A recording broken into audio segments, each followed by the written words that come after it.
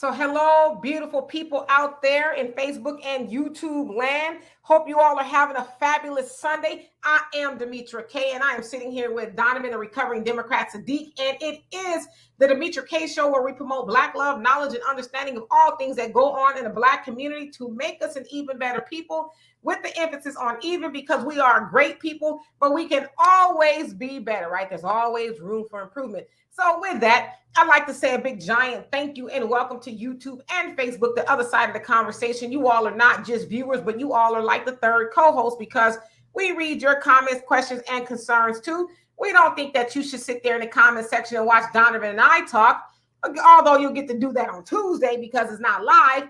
But we like to consider you as well. And so I also like to say a big giant thank you to Marcus Guyton for everything he does behind the scenes on Facebook to make the show go further. Today, we are going to be talking about the saga of the Baltimore Squeegee boys. And maybe you have heard about the story, maybe you have not, but I will give you the details shortly. Donovan, what say you? Well, again, it is Sunday. Welcome to the Demetra K Show. Glad to have you guys here as the third party host. Before we get started, happy birthday month to longtime co-host Moni from Detroit. Much Detroit love to you, California love, and all that other good stuff as well. Do us a favor.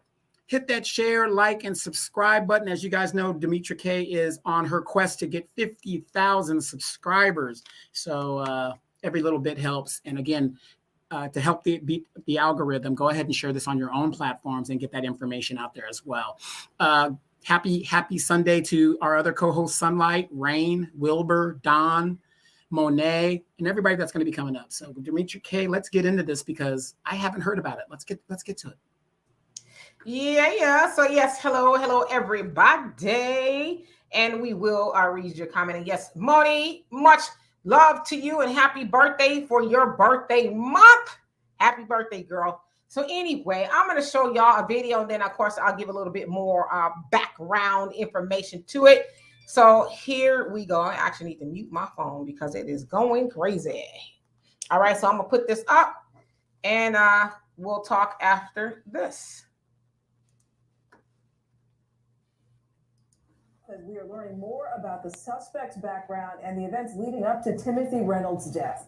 Keith.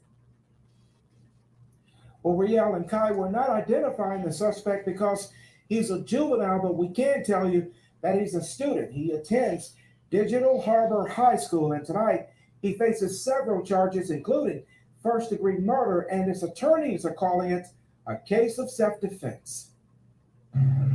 Tonight, Tavon Scott, a Baltimore father, speaking out about his 15-year-old son. You never been through nothing like this before. It's a shock to all of us. His son, who now faces several charges, including first-degree murder in the shooting death of Timothy Reynolds, the man who police say was shot and killed last week after a confrontation with Squeegee kids near the Inner Harbor.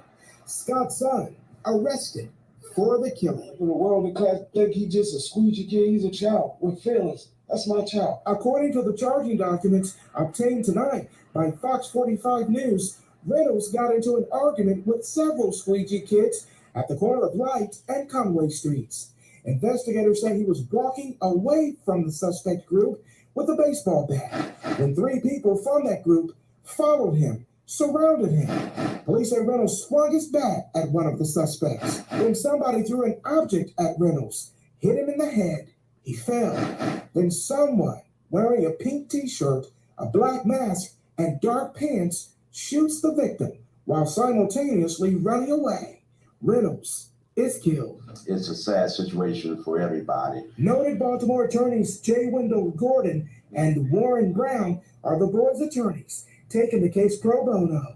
They say it's unclear now who actually did the shooting, but they say if the facts reveal their client pulled the trigger, they call the shooting defensible. 14 years old, 5'6", and 126 pounds, approached by a 6'2" man with 220 pounds with a bat. There's going to be some fear, instilled in that kid. I do believe that the shooter honestly and reasonably believed that he was in imminent or immediate danger of death or serious bodily injury. So And hello to who came on here. Love JJ, how you doing? Easy, what's going on with you? Ali, how you doing? I am glad that you are better. You sound like you had COVID, so speedy recovery to you. James, how are you? And Jafia, and anyone else. Thunder, I think you came on here as well. So anyway, and Yanni, how you doing? Sherry. So as you guys and Tawana and everybody else, Michael. So as you guys heard there, that took place in Baltimore. I think it was the 7th of July, where Timothy Reynolds was a 48-year-old guy, white guy. Now, let me actually back it up. So a lot of you guys have heard of squeegee workers, squeegee boys, people who do squeegeeing.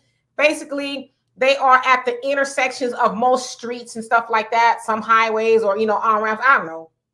So anyway, what they are doing is squeegeeing people's windows to get money. So a lot of times it's a little aggressive, if you will. I mean, we've all been approached by someone who, was a squeegee worker and want to start squeegeeing your windows. You're like, yo, I don't have any money, or, no, thank you. Just got my windows washed, or whatever the case is. And so it sounds like that's what happened there. It was an altercation that went on. Now, what they are not telling you is a lot of other witnesses said that Timothy Reynolds, the white guy, parked his car. So he drove up the road a little bit, parked his car, reached into his truck, got an aluminum baseball bat, and walked across 8 lanes to go to the group of kids who I guess was attempting to wash his windows. And so they're saying that he approached, and some people are even saying he swung on the kids. Now, of course, the boy who is not named, he was actually 14 at the time. And when they actually found him, he had turned 15. So he shot Timothy Reynolds, I think they said 5 times, and shot him 3 or something like that. Needless to say, Timothy Reynolds is dead. Okay. And so they have decided, they being the authorities there, to charge the 15-year-old as an adult. So, that can mean life in prison or murder if that's Maryland's thing. If they believe in a death penalty, they want to try him as an adult. And they're also, the Commissioner Harrison there, Police Commissioner Harrison, is basically trying to say, well, we need to get the guns off the street. These young kids, they keep getting the guns and this, that, and the other. And of course, Marilyn Mosley, she is running for, I think it's district attorney there. She still is. She was like, you know what? Yeah, I hear what y'all saying, but we also need to deal with the economic issue here in Baltimore. As you guys may or may not know, Elijah Cummings was the representative there from like 1996 all the way to 2019 when he died. Of course, you guys probably heard of him more notably when Trump said that his district is like the worst district in the country, and with all the ills that go on there. And I should also say that Baltimore is about 60% Black people, with a poverty rate of about 27% of that of Black people. I think the unemployment rate is around 6 or so, give or take, depending on who you believe. Right now, it is ran by Squeegee and Fume. He also had the district before Elijah Cummings, and I guess Elijah Cummings beat him, and then Mfume got the seat back during the special election when he died. So I say Mfume went to become president of the NAACP. He took a position. Got it. So regardless of whatever it was, he was that first, and then Cummings, and then he is back in that seat now. So I say all of that to say is that, economically speaking, Baltimore is not doing that well. In fact, it's out of 50 cities, it's about the 23rd poorest city in the nation. That was, I think, as of last year. So I don't know where it is now. So a lot of people are also taking issue with the educational system there. It said on average, I think from 2020 to 2021, the average grade points of, oh gosh, don't give me the line of the students in some of the schools was like 0.1 or something. So it was horrible for whatever reason. And a lot of the squeegee boys, if you will, they've dropped out of school, do not have an education and things like that. We also know that back in the day, I know when I was coming up, they had these youth summer programs where kids could go work and stuff. So it doesn't sound like they have a lot of that going on. So these boys, from a lot of people, are saying, well, they're forced to be out there because they want to make a living. They're hustling. So yeah, sometimes it gets egregious. Now, it is also said that the squeegee boys, if you will, sometimes do get into altercations and all of that. But they said that's not all of them. I should also say that the art of being a squeegee boy, if you will, is illegal. It is not a legal practice there. Sometimes the police mess with them, sometimes they don't. But now they want to have a crackdown since this, Timothy Reynolds was murdered. Of course, they said he was a good dad and this, that, and the other, but they leave out the fact that the good dad got out of his car when he really could have just kept going with his aluminum bat to, potentially go hit children with the bat. And so the conversation is not being steered toward, okay, because we had this conversation last week, right? Remember we talked about the bodega? It's not really steered toward, some people have the conversation. Did Mr. Reynolds need to get out of his car? You weren't in any imminent danger at that point. You had, gone on about your way and then you decided to get out of the car. Of course, the 14-year-old should not have had the gun. He had it, but what if he didn't have the gun? What if he didn't have it? And of course, they're saying that, he got shot walking away, but there's different versions of the story. But what if he did not have the gun? Will we be telling the story if, the guy swung on him and hit one of the kids and killed him or injured him? What would the story have been then? And so I want to have that conversation with you all about this very unfortunate story of the Squeegee boys and everything in between. So Donovan, what say you before I get to these comments? Yeah, it's kind of funny that you bring that up. I was in Baltimore about 2 years ago with my mom. We were visiting a friend there. I thought I was in a third world country. It was bombed out. It is statistically, the school system there for Black people has abruptly failed. Now, I have a question for a lot of our co-hosts out here listening and watching. Why is it that in this country, you can legitimately go through a neighborhood without any signs or any kind of indication, know if it is democratically represented or Republican represented? Have you guys noticed that? Wherever the Democrats are and Black people live, in most cases, abject poverty, wild, wild west, it's just done. Now, the Democratic areas that I know that are affluent is your Martha Vineyard and all these little places like that where Black people really don't live. So it's kind of telling, because when I went to Baltimore 2 years ago, I was shocked. I was shocked that in the time that I had gone there the first time to where it has led to now by Black representation. Was Trump wrong when he said that's a shithole, state or area? I don't think he was, because again, the funny thing about us as Black people, we get so emotional. Oh, I just want the white man to treat me better and make me feel better about myself. But yet, economically, you don't have the money or the resources to really demand anything. So, this is a really good topic. But before we get behind really, really deep, let's hear what some of our co-hosts have to say so we can really get into this. Absolutely. So welcome to everybody else who came on here after I was giving my little monologue, if you will. And so let me start with Black America. It says, so meaning is halfway is average. And I'm sorry, I don't know what that means. It's probably just my understanding. So forgive me. And Love JJ, he says, that's a huge point. Economic inequity. I don't condone any kind of unnecessary killing. But let's talk about the unfairness all around our community. Yeah. They really don't want to have a conversation about that. They should, though. Why are these boys out there? Why aren't they in school? Why is the educational system there terrible? So those are the conversations we really need to be having. And you also say NAACP is a joke. And let's see who else came on here. And Miss Lovelace, how you doing? It says, that's why our Black people, professional people, must make it our business to assist our younger youth in Baltimore. Absolutely. And, I'm in Houston and I see the water. It seems like it's predominantly boys out there and it looks like they'll have an adult with them. But I do see the boys out there selling water and stuff like that. It's hot summertime, trying to make some money really at the end of the day. But yeah, where are these people who could really help maybe start some youth programs in the summer where they can earn money and learn a trade or something like that? Pioneer, what's going on with you? And GOG Experience, how you doing? You says the NAACP national headquarters is located in Baltimore, Maryland. Okay, good to know. Thank you for that information. Yeah, and then another question I have. I lived in my city since 1977, off and on, right? I lived in my city. Ever since I was a little kid, there was always a senior center, right? In most cities, there are senior centers. So Demetra is far from being a senior, but I'm almost there, right? So there's a senior center for me. I'm retired. I've got money coming in, whatever the deal is. If you notice that in most cities, especially where Black people live, there are no more youth centers. There are no more boys and girls clubs. There are no more 4-H clubs. Why is that? Why do we cater to the people that have so-called money, and yet we do nothing for the youth, and yet we complain when the youth roam around like a band of hyenas vandalizing the neighborhood and bringing it down, or like the Squeegee boys? They're trying to hustle to make a little bit of money here, a little bit of money there.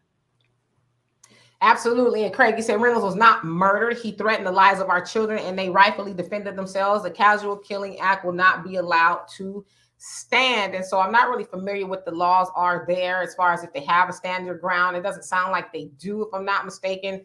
But yeah, I mean, I agree with you. I mean, to me, it seems like it's more of a self-defense. I mean, why in the hell did you get out of your car? You know what I mean? And then you got out with a baseball bat. I mean, what did you think was going to happen? Hey, guys, let's play ball. I mean, did you think they were going to perceive it that way, or did they perceive you to be a threat? And I'm sure you came out there with the rah-rah and you was doing the most, because that's what a lot of people who were at the intersection said, that he was pretty angry. And some people said that they did see him, rear up the bat and potentially swing it. So, I mean, what was you looking for? Well, don't you guys understand? I'm white. I have privilege. That's what he came out there for, and the reality hit him in the face. Yeah, and of course, we don't want to make light of somebody losing their life, but it's like, to paint this man as, and I guess in a technical sense, he is a victim, but it's like, now tell the whole story. Tell the whole story that, yeah, I get it. Like I said, how many of us have had somebody converge upon our vehicle and start squeegeeing and, I doubt it, start squeegeeing and say, hey, let me do your car. You're like, no, I'm good. It's annoying, but damn, I'm not going to get out of my car with no bat and get to acting stupid, So it's like, I think we need to have that conversation as well. But at the end of the day, this, child who was 14 at the time, 15 now, is going to be tried as an adult. And so his lawyers are saying, no, we want him tried as a juvenile, because there is some self-defense factors weaved into that, right? And LL, how are you doing? And only Pamela's way, how you doing? Pioneer, he says, Brother Donovan, I knew you were going to bring up that Democrat versus Republican thing, laugh out loud, but I don't think it makes any difference whether Republican or Democrat is running the show as far as our people.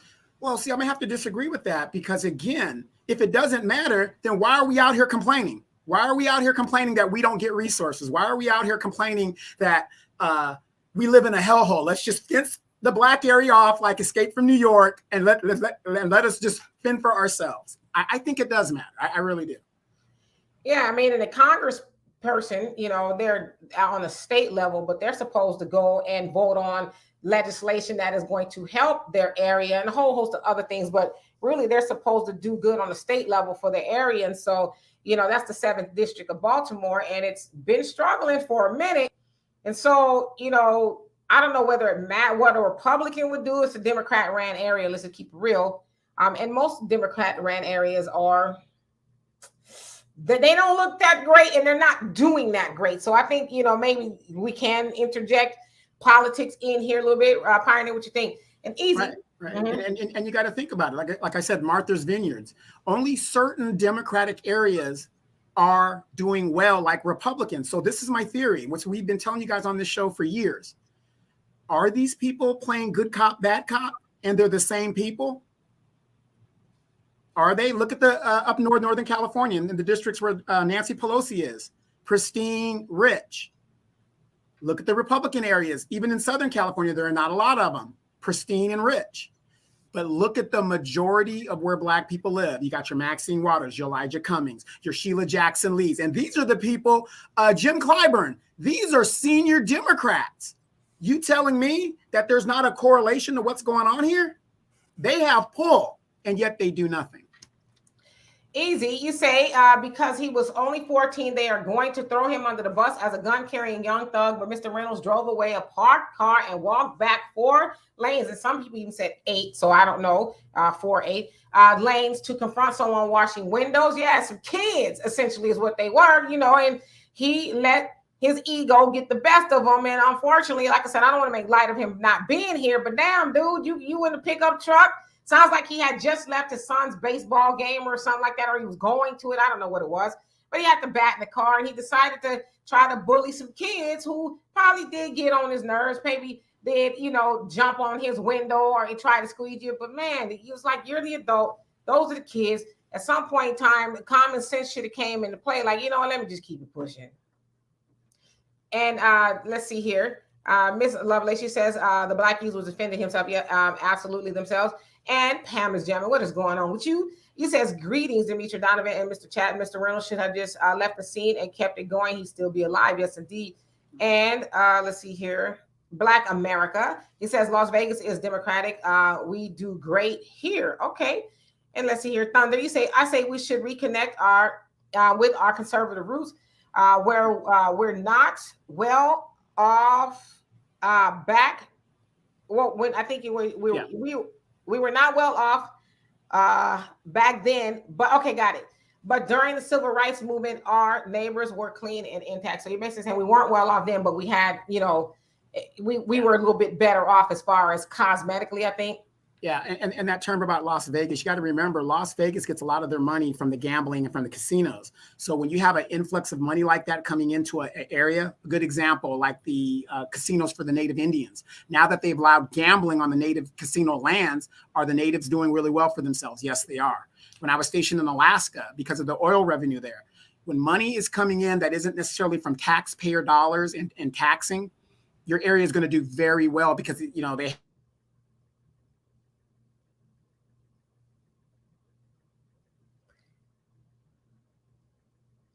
Donovan freeze up, or is it me? Is it me or is it Donovan? Let me know here. I think it's Donovan. So I keep reading until he comes back in. Don, how you doing, my moderator? And Ricky, what's going on with you? He says, nope, I don't feel sorry for him. He got out of his car and went over there with a baseball bat, I think he meant, to do something that he probably knew he couldn't get away. He could get away with, just like dude that got stabbed and killed. All these people with their bogus audacity. I totally agree with you. And El Hombre Negro, how you doing? Says them all $50, and I don't know what that means. In the messenger, 215. How you doing? You say NAACP. Did he leave? I don't know what happened to Donovan. He says the NAACP convention is in Philly right now. Got you. All right. And William, how you doing? Says it's a clear case of self-defense. And keep on, what's going on? Which she says still have Boys Club and YMCA in Philly, yet crime is outrageous.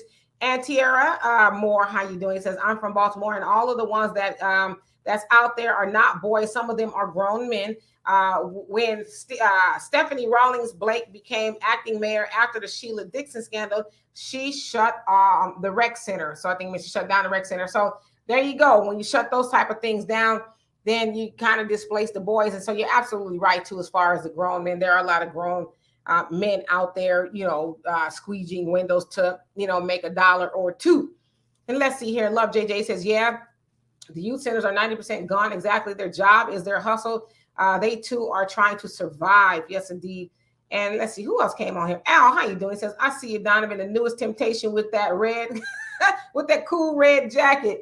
Exactly. Oh, David Ruffin ass. And Sharon Marie, how you doing? It says representing Park Heights, we need forward-thinking civic LLC health parks needed in inner cities, mental, physical health, nutrition, dignity, unity, legacy. We need to lift our vibration. I love that. I totally agree with you. Jafia says really hit him more places than his face. Unfortunately, hit him more places than his face. And they're trying to say that he was hit as he was walking away. So there's varying stories too what happened. And Sherry, he says the situation is very sad. We have to protect and teach our children about economics. Donovan, you're right. We used to have a lot of community centers in our communities. Where are the parents? Yeah, the parents are probably, I don't know, but they're probably struggling too, or it's go out there and earn some money. I don't know. Yeah, well, a lot of the parents, if you really think about it, are children themselves. That's another big problem we're having in our community. Children are having children. Right. And Michael, he says, Donovan, do you think that Baltimore is I think he meant more than Los Angeles, or is it a collective of individuals trying to gentrify Black America? Well, I think Baltimore being a fairly major city, it's like what they would call a B-rated city. It's not as big as Los Angeles or New York or Chicago or something like that. It's just a little lower, but it is an area that is beautiful. That Riverwalk area. I mean, that's prime location. So if you can gentrify the Negroes to get away from there, it's kind of like what they did in New Orleans. The best thing that happened, well, not the best thing that happened in New Orleans, but the best thing that happened to developers in New Orleans is when Katrina happened. It wiped all the black folks away and moved them to Houston. Most of them went to Houston and stuff like that. And the developers came in and redeveloped it. And now a lot of those black folks can't come back. And that's what they're doing in some of these cities where black people are like located, where there's prime real estate. Baltimore is a centrally located, beautiful area when it comes to that inlet next to the ocean and stuff. And they want it. And they're going to get those black people out of there one way, so anyway, anyhow. And unfortunately, you got black leaders that have been paid white envelopes to help them do it.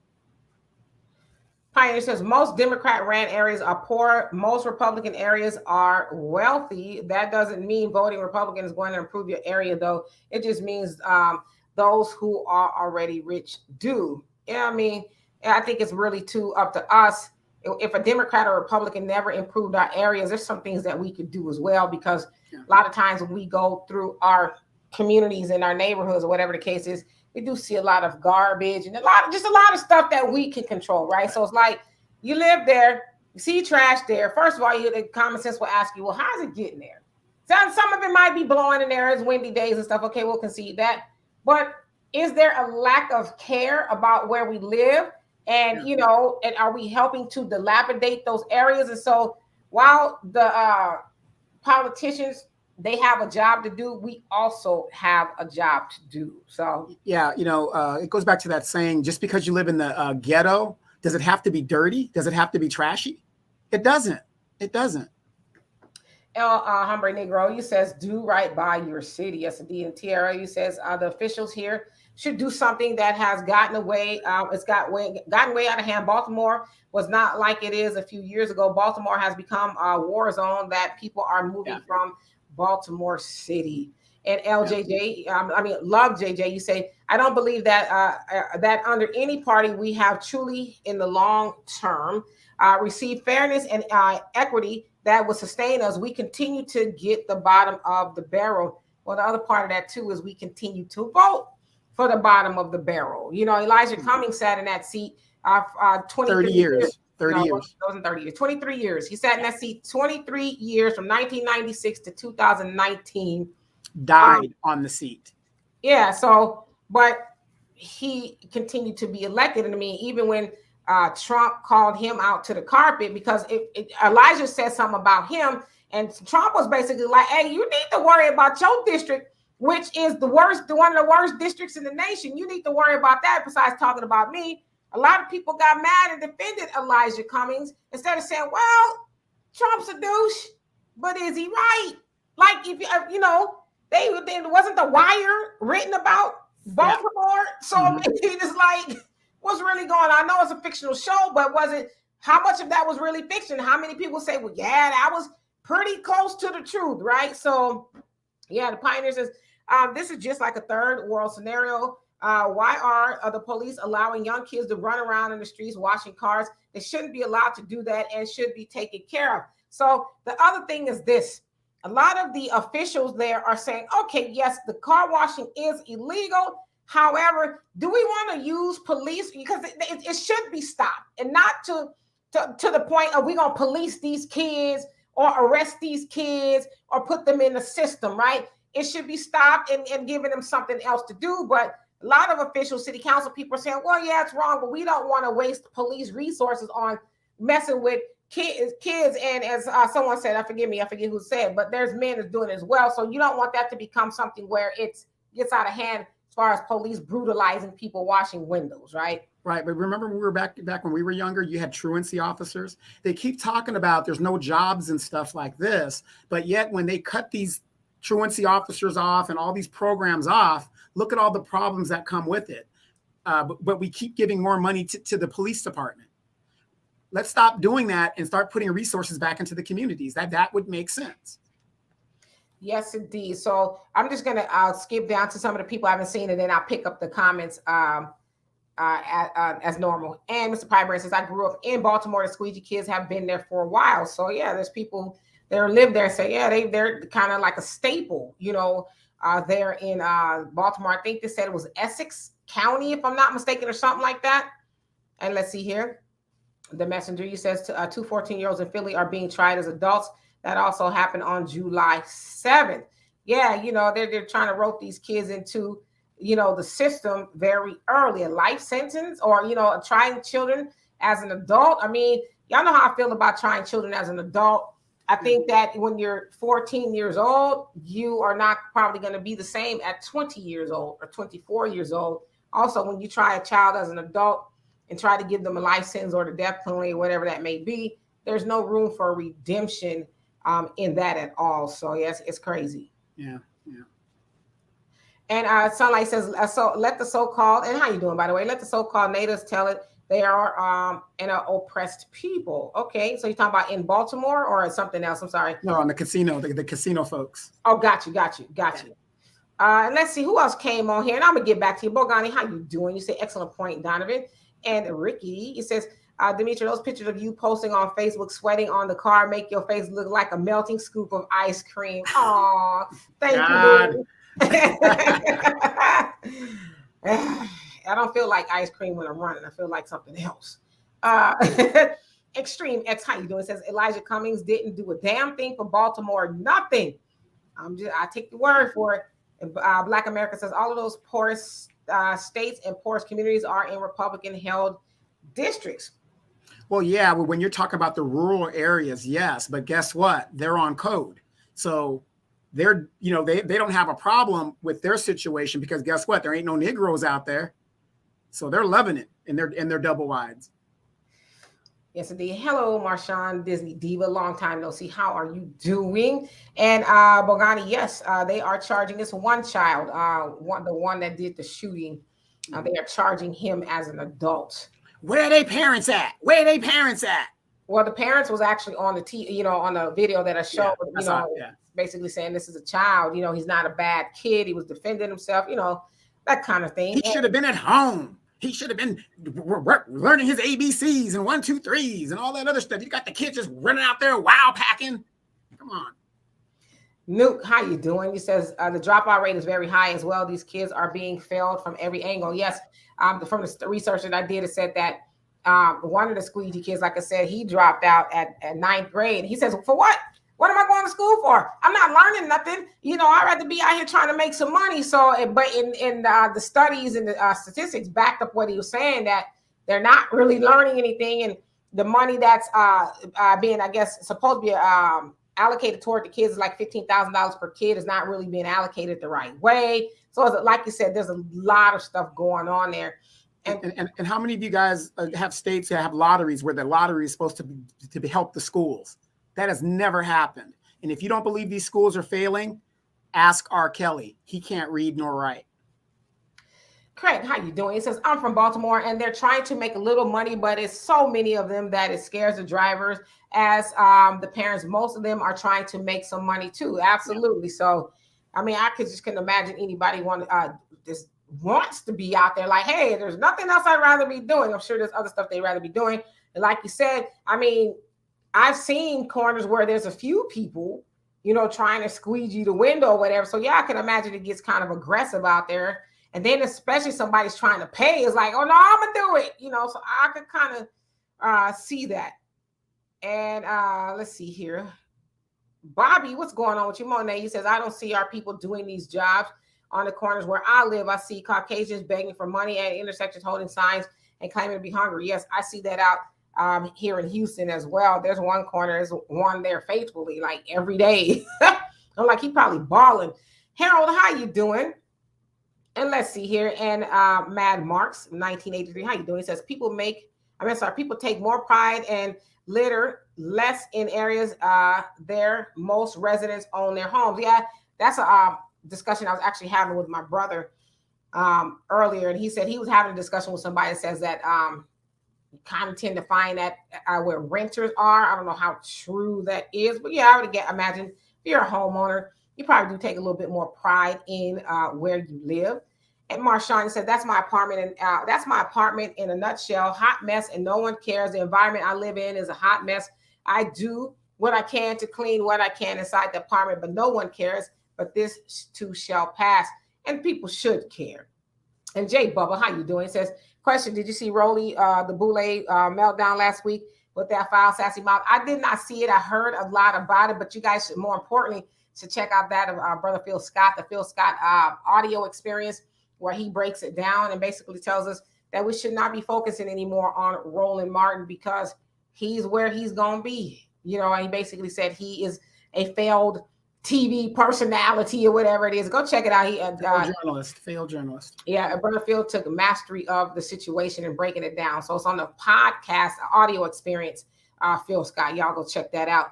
And let's see here. And Craigie said Trump was right. And Robin says, but Trump wasn't lying, though. And one, who cares? How you doing? Good evening to you as well. Sunlight says Baltimore may be prime real estate, but NOLA, New Orleans, definitely is not so.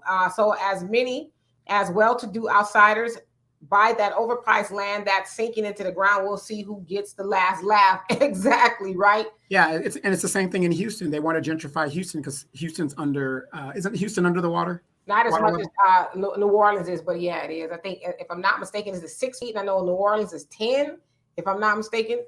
And the Pioneer says, I would absolutely use law enforcement to keep children from being exploited or setting themselves up for danger on the street. That's what they're there for. Yeah, so no, I agree with that. But as far as, because, you know, when the police get involved with our people, it'd be everything else but help. And next you're going to see the kids getting roughed up and beat up and, you know, and a lot worse. And so that's why I think we kind of really should be careful with that train of thought, but I get where you're going. So I don't totally disagree with it, but I think overall it could be very dangerous.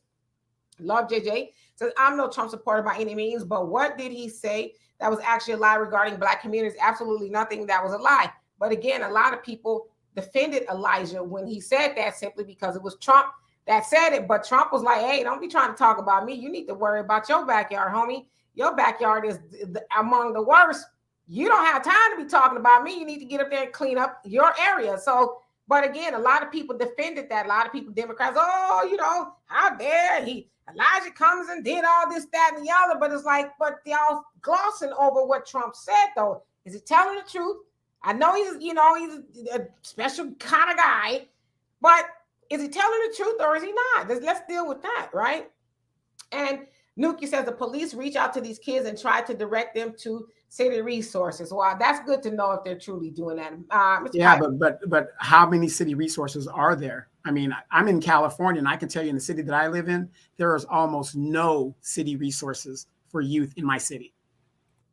Got it. And so you're saying, Mr. Firebrain, The Wire was true. I remember when those things happened. The writer for The Wire was a Baltimore Sun newspaper writer. So there you have it, right? And Easy says Donovan and Starbucks say they're closing stores due to the increase of crime. How hypocritical. No businesses are exempt from crime. True. Donovan says conservatism is a cultural, social, and political philosophy that seeks to promote and preserve traditional social institutions and practices. I see nothing wrong with this, especially if it's ours. Okay. And Freddie B, what's going on with you? And he says, let's hit the like button. Yes, please. And thank you. Hit the like button. Also, we have ways to donate to the channel if you want to help become a member and all of that. But at the very least, like the video. Michael says, Donovan, I meant to ask, is Baltimore worse? Okay, got it. Worse than Los Angeles in terms of crime, etc. Well, if you're asking me my opinion, there is no law enforcement agency outside of New York City that will bust and kill Black folks quicker than LAPD. So I would say because we have such a big police force that isn't planned, I would say we're worse, and that's because we have a bigger population. Yes, indeed. Hello, Dan. You say, do the crime, do the time. Age ain't nothing but a number. Yeah, I mean, I guess R. Kelly said the same thing. But, I mean, to me, it's more to it than he just shot a guy. Was it self-defense? Those are obviously the questions they'll have to ask and answer during the trial. Was it self-defense? Why did you get out of your car? Why did you have a bat in your hand when you got out of the car? Why did you cross potentially 4 to 8 lanes to go over there and get into a confrontation with kids who obviously annoyed you, but why? So you know what I'm saying? So there's all these why did you do what you did type of thing. So it's easier it's a lot more complicated than that, I would imagine. But to try to send a kid up the river for the rest of his life, and he's always 15 now, but 14 at the time, I can't get down with that. And Tanya, how you doing? Says, no, I live here, not Essex, all over, especially downtown. You know what I'm saying? I think that happened. If I'm not mistaken, and you would probably know better than me, did that happen in the Essex area? So I'm not saying it's not just that area, but I believe that particular incident happened there. And welcome, by the way.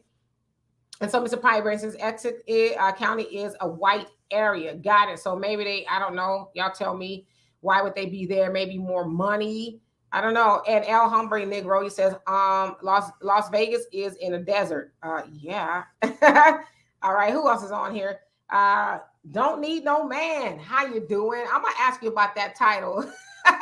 The whole name is Don't Need No Man. Stop telling me I do. I'm interested in knowing why you named your YouTube channel that. I'm very intrigued.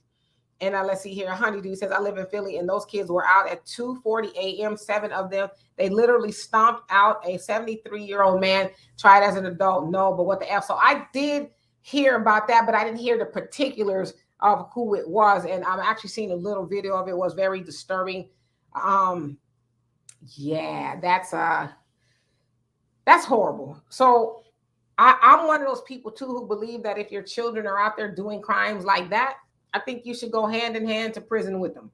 I don't think the child should go do the time by themselves. I think the parent, at least one of them, should have to do that bid with them, at least some of it, due to your child being out at 2:40 in the morning.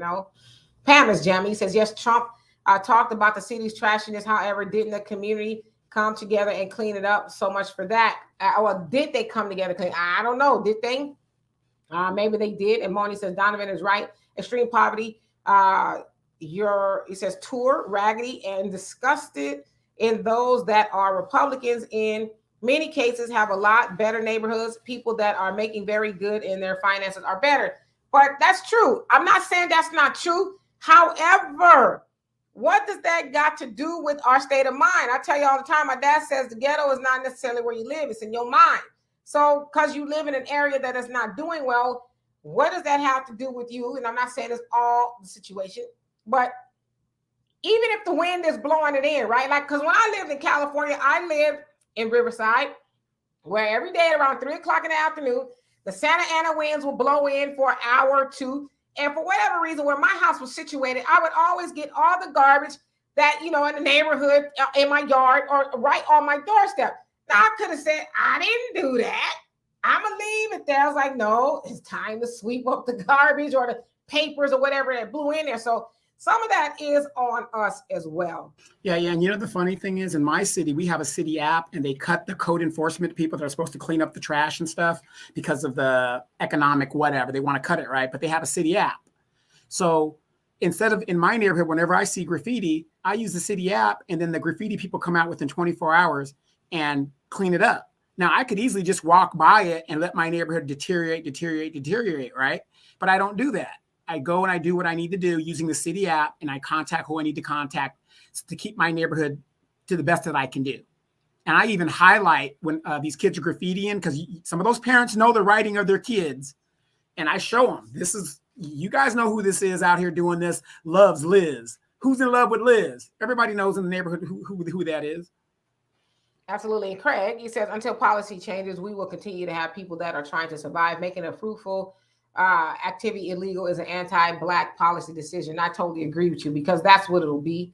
It'll be more reason for, the police to go out there and continue to brutalize Black people. So, and M Penny 69, how you doing? He says, don't spray my windshield unless I ask. I'm 100% with you on that. However, sometimes, they do that, but it's like, it's annoying. I've had it happen to me. It's annoying, but do you get out your car with a baseball bat and you see a group of kids clearly outnumbered? So it was like, you didn't think they had a gun, did you? So those are the things I think we need to think about. I mean, I've had it happen to me plenty of times. And if I have the money on me and they do it, here's $1, whatever it is. Okay, thank you so much. Most of the time, I'll say most of the time. Some of the times my window don't look better than it did, but whatever. The A for effort, you know. Right. Well, didn't Keenan Ivory Wayans do a skit on that in Living Color where the guy jumped on your windshield and he's trying, as the car's driving, and he's trying to clean it? Absolutely. Michael, you says cash reparations are needed for not only Black America, but for Baltimore, Maryland. Yeah, in Baltimore, Maryland, Baltimore is about 60% Black, if I'm not mistaken. And those of you guys who live in Baltimore, please tell me if I am wrong. The Pioneer says, first of all, if you're an adult who can barely take care of yourself, you shouldn't be a parent, period. It happens once by accident. That's one thing. But if you keep having kids, that's stupid. Now, I would totally agree with you on that. Well, yeah, but when we have a system that incentivizes especially our community and impoverished communities to have babies and put them on the system to where they get manipulated into thinking, okay, I'm not going to live up to my main potential because the government's giving me Section 8, the government's giving me food stamps, the government's me doing that. It's keeping me in the Democratic Party because the Democratic Party gives free shit. It's all by design. I mean, I guess I kind of get that, Donovan, but then the other part to Pioneer's point, yeah, stop having the children because I mean, most people have been on welfare. We know how much it costs to raise a child. Hell, it's a lot of money. It's not cheap. And so what the government will give you to raise a child, I don't know what it is. Was it $400 or $500 a month? I don't know. Y'all tell me. But I don't. Yeah, I can see where you're going. It could kind of incentivize, but it's not lucrative for anybody to have a child for some food stamps and some money. I think at the end of the day, again, even if the government does incentivize people to do that, the onus should be on you. Do I want to keep having all these kids I can't take care of, or am I gonna make better decisions regardless? Right, exactly. Of what they're giving me? Exactly. Well, look at the Democratic Party here in California. You could come here from over the border, and they'll give you everything like that. And then these guys come here and they come in under Democratic policy, and then they become citizens or whatever, get their anchor babies or whatever they need to do. Next thing you know, they're voting Republican, and they're calling themselves white. Go chuck yourself. How you doing? It says, let's not forget this was a child with a gun. So yeah, where was the parents at? What involvement did these parents have with this child that they didn't know he was out in the streets with a gun? I totally agree with you. And those are also the same questions that are asked of these white supremacists whose children are out there, wreaking havoc on everywhere in the world, in the United States, if we want to bring it closer to home. So I totally agree with you. And a lot of the cases, I don't know, maybe the parent doesn't know the kids have a gun, but a lot of cases they do. So I think you raised some good questions. And as Jan Michael, you say educational system barely teaches us to fill out job applications, nothing more. Oh, yeah. I got a question for you, Jan Michael, real quick. I mean to cut you off, Demetra. They also don't teach you about American government and how the government works. So the less you know about your rights, the less that you are going to go and utilize them. That's why they really don't talk about government while you're in school. They don't teach you anything about it, what your basic rights are. Right now, if I asked a bunch of you guys, name me the first 4 amendments of the Constitution, you can't even tell me. Sunlight says, anyone ever notice how most people have no problem with white panhandlers? Exactly. But that's kind of, where I was going to as far as trying to, use the police to, stomp that out as far as the Squeegee boys or water boys or whatever you want to call them. And blah, 21 blah, 22 blah, 23. That's crazy, but that's funny too. He says, I have lived here in Baltimore and have never had a problem with the Squeegee kids. Yeah, and a lot of people are saying that too. Usually they're, pretty cool and mild manners. It's not all Squeegee kids, if you will, that are doing that. And only Pamela's way, he says, it's a shame the children were trying to make an honest living and some dumbass grown adults hopping out of his car with a bat. The children were protecting themselves. And that's what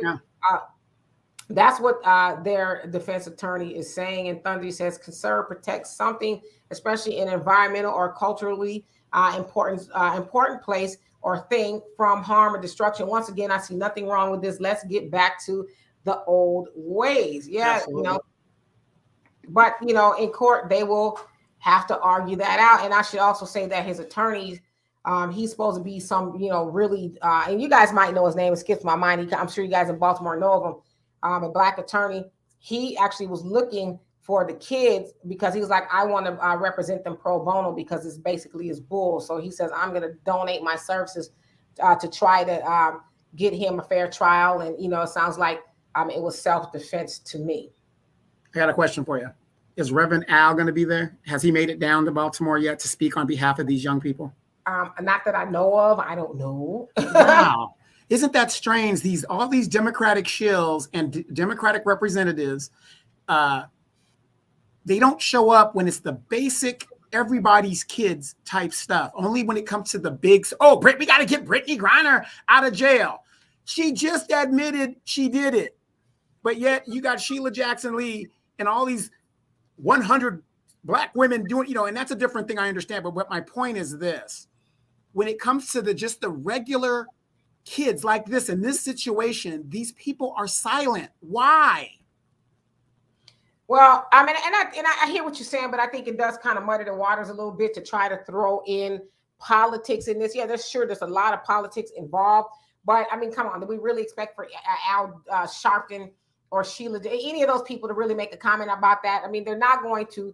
I think this is really more of a local issue, more than anything a city council thing, because we know that they have more pull in regards to those areas than any of it. But I think we really need to discuss. I mean, like I said, it's a multifaceted conversation in regards to the parents, the children, the system, lack of jobs, lack of education. And so it's a whole bunch of ingredients that went into that very day, in addition to the white man thinking that his white privilege and his metal baseball bat was going to, rule the day. And unfortunately, that didn't happen. And Blah 21, he says, what I do see all the time is white panhandlers working the corners like an 8-hour work shift.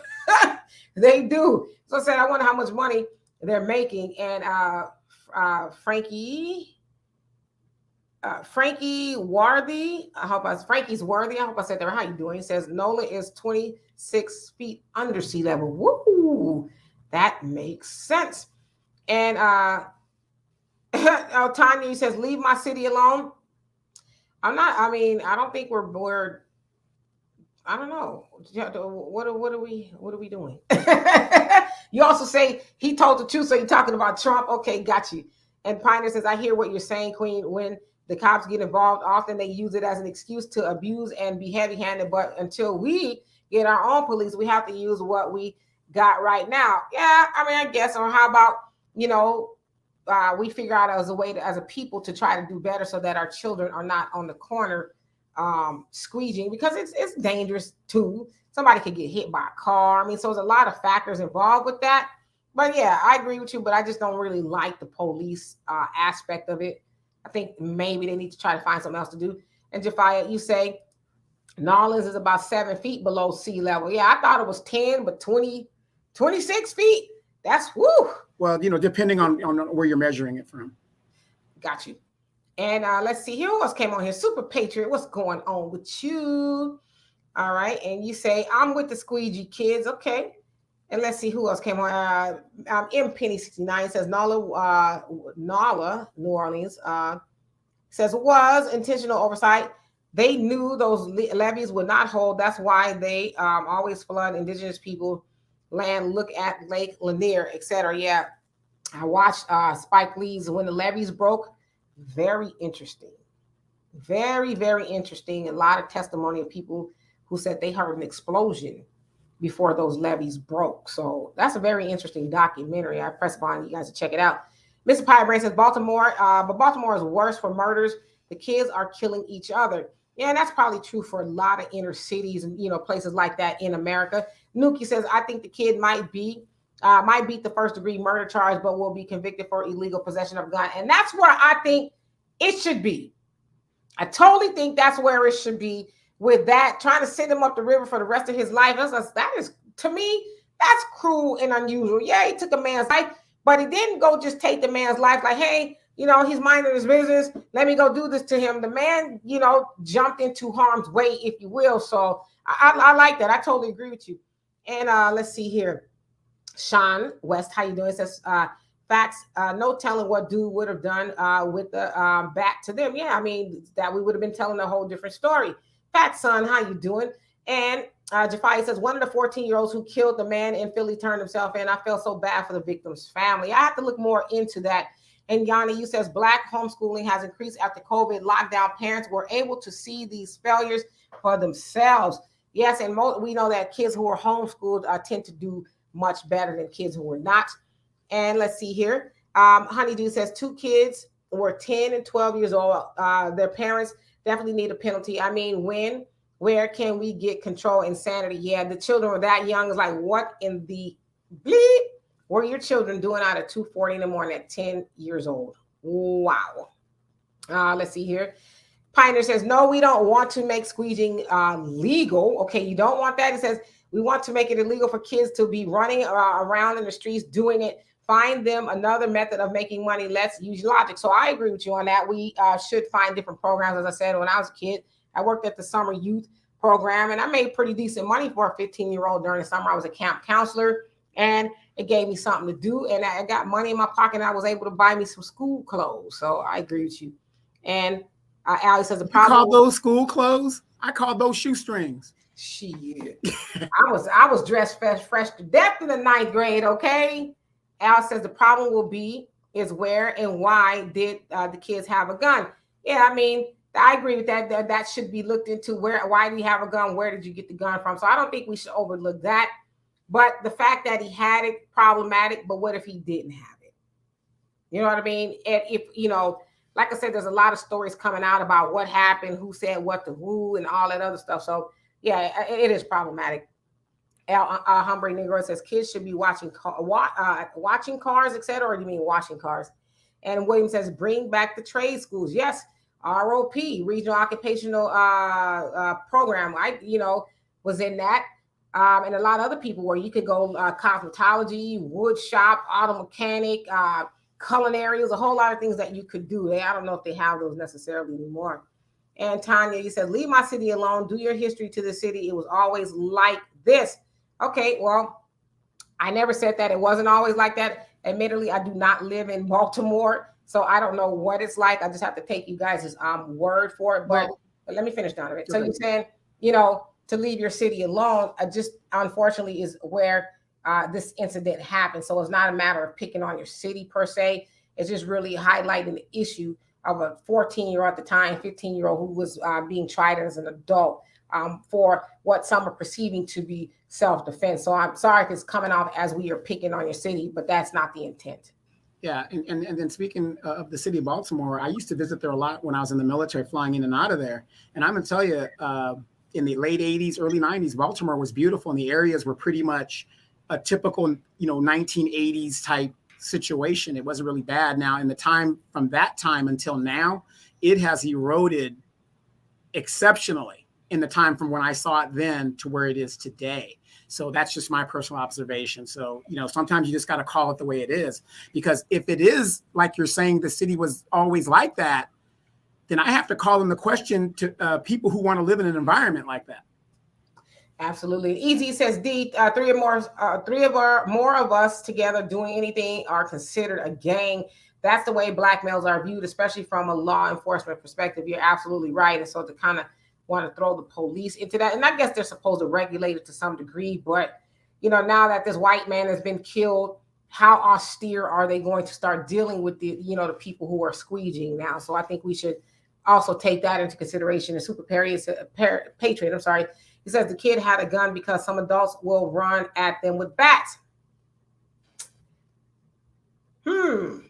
Fat Son, he says, have you guys seen the teacher? How have the kids,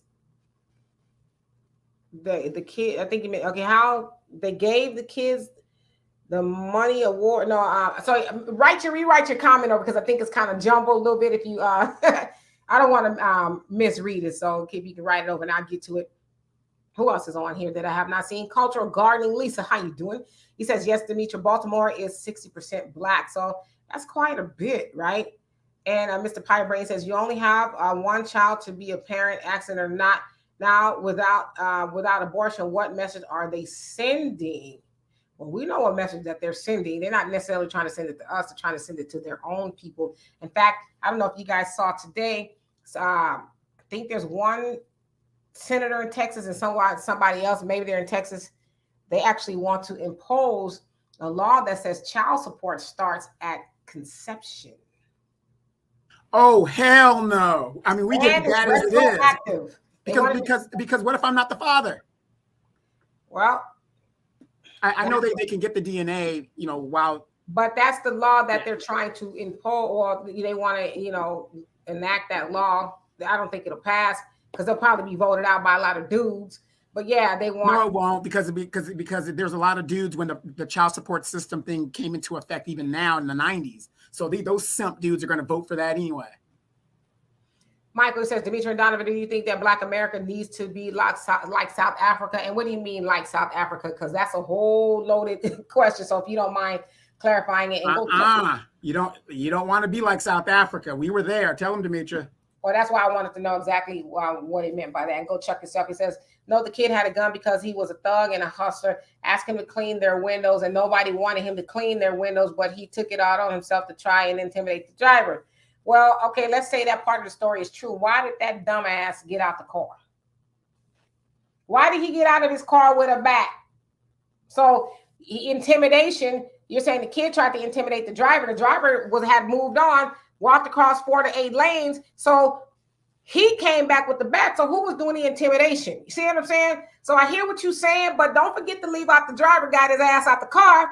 And, unfortunately, they'll be having a funeral for him. Let's tell that whole story, if you don't mind. And let's see who else came on here that I did not see. And I'm going to get back to you guys' comments. Yeah, Pioneer, you changed your what do you call it? Profile picture. And let's see. Wilbert, you say, I have worked for bad schools with low numbers, and I have worked for good schools with high numbers. Those so-called good schools was their numbers. Yeah, I believe you. And Pioneer says, but why are children being forced to be out there trying to make a living? What happened to the foster homes and other institutions designed to take care of children? Why were they on their own? Well, it doesn't sound like they don't have parents, because at the beginning of this, I showed the clip of the little boy's parents. They were speaking. So it doesn't sound like they don't have parents. It just sounds like they're out there trying to make money for whatever reason. So, yeah. And I hope I said this right. Umez, DJ Momo, how you doing? So you said Warren Brown. Oh, yes, that's the name of one of the attorneys. Thank you for that. And how you doing, by the way? And I am way behind. So let me catch up a little bit, because I see we talking about Al Sharpton on here. All right, Al, crazy. He says, the man who was killed, do you think he will contact the boy's family through a squeegee board? You know what? Yeah, wow. Thunder says the real question is, if I say if a gun was used by that poor child, how is it possible for him to be able to get access to a gun, but not to help that was needed to keep him out of harm's way? Yeah, I mean, exactly. So it's a double-edged question, if you will. And Sean says, you're right, bro. Masons was out there talking real tough about abortion. And remember when Maxine was out there talking real tough about abortions. And remember when she was at the border about to cry. Got you. And Love JJ says, true. But politics, just like racism, is what we live on a daily basis and how we navigate through life and make decisions. Manolo, how you doing? And Jafia says it's not 23 feet. Google it. It's 26 feet would mean that the entire town was drowned. I thought it was 10, but like I said, I live in Houston, so I don't even know really how below sea level we are here. But I thought 26 feet was a lot. And only Pamela's Way says, what was the name of the doc, the DOC? And I'm sorry, that's why I'm trying to catch up, because I don't know. When the levees broke. Yes, thank you. The documentary is what you meant. So thank you, Sunlight. Yes, when the levees broke. And Black America says, as young Black men, we used to cut grass, wash cars in the neighborhood, go to grocery stores, and push baskets to earn money. Young Black entrepreneurs. Absolutely. And I mean, maybe we could argue that, squeegeeing windows is a way to do it. Unfortunately, you kind of, when you mow somebody's grass and you wash a car, you got to get permission first. But unfortunately, with the squeegee thing, it's kind of like, here, I'm washing your window. Give me something for it. It's like, you want to get, acceptance, if you will, to do it. And Miss Lovelace, she said the youngsters should do 5 years of community service for the illegal gun. I agree with you on that. And go check yourself. He says, I see a lot of people in the chat talking about white panhandlers. Just for your information, there are a lot of poor white people in America. Nobody said there's not a lot of poor white people in America. Of course there is, because white people, and I don't know if you're white, so I don't want to assume, but white people are most in population in America. So yeah, that would make sense. But if you want to talk about the disproportionately, then yeah, it is black people, because we're about 12, 13, 14% of the population, depending on who you believe, and white people being about 60-ish or so. So yeah, those numbers, what you said, yeah, makes total sense. Michael says, Demetra and Donovan, do you agree with Phil Scott, African Diaspora News Channel, that black people need to migrate back to the South for better employment opportunities, black-owned business, etc.? Yes, I do agree with that, and a lot of other economists, black economists, agree with that as well, simply because there are more black people in the South. Now, when there's more of you, there's power. Unfortunately, on the other side, legislatively speaking, a lot of the laws and things that are done in the South are not friendly to black people. But if we were to vote responsibly, and I do use the word responsibly, maybe we could change that.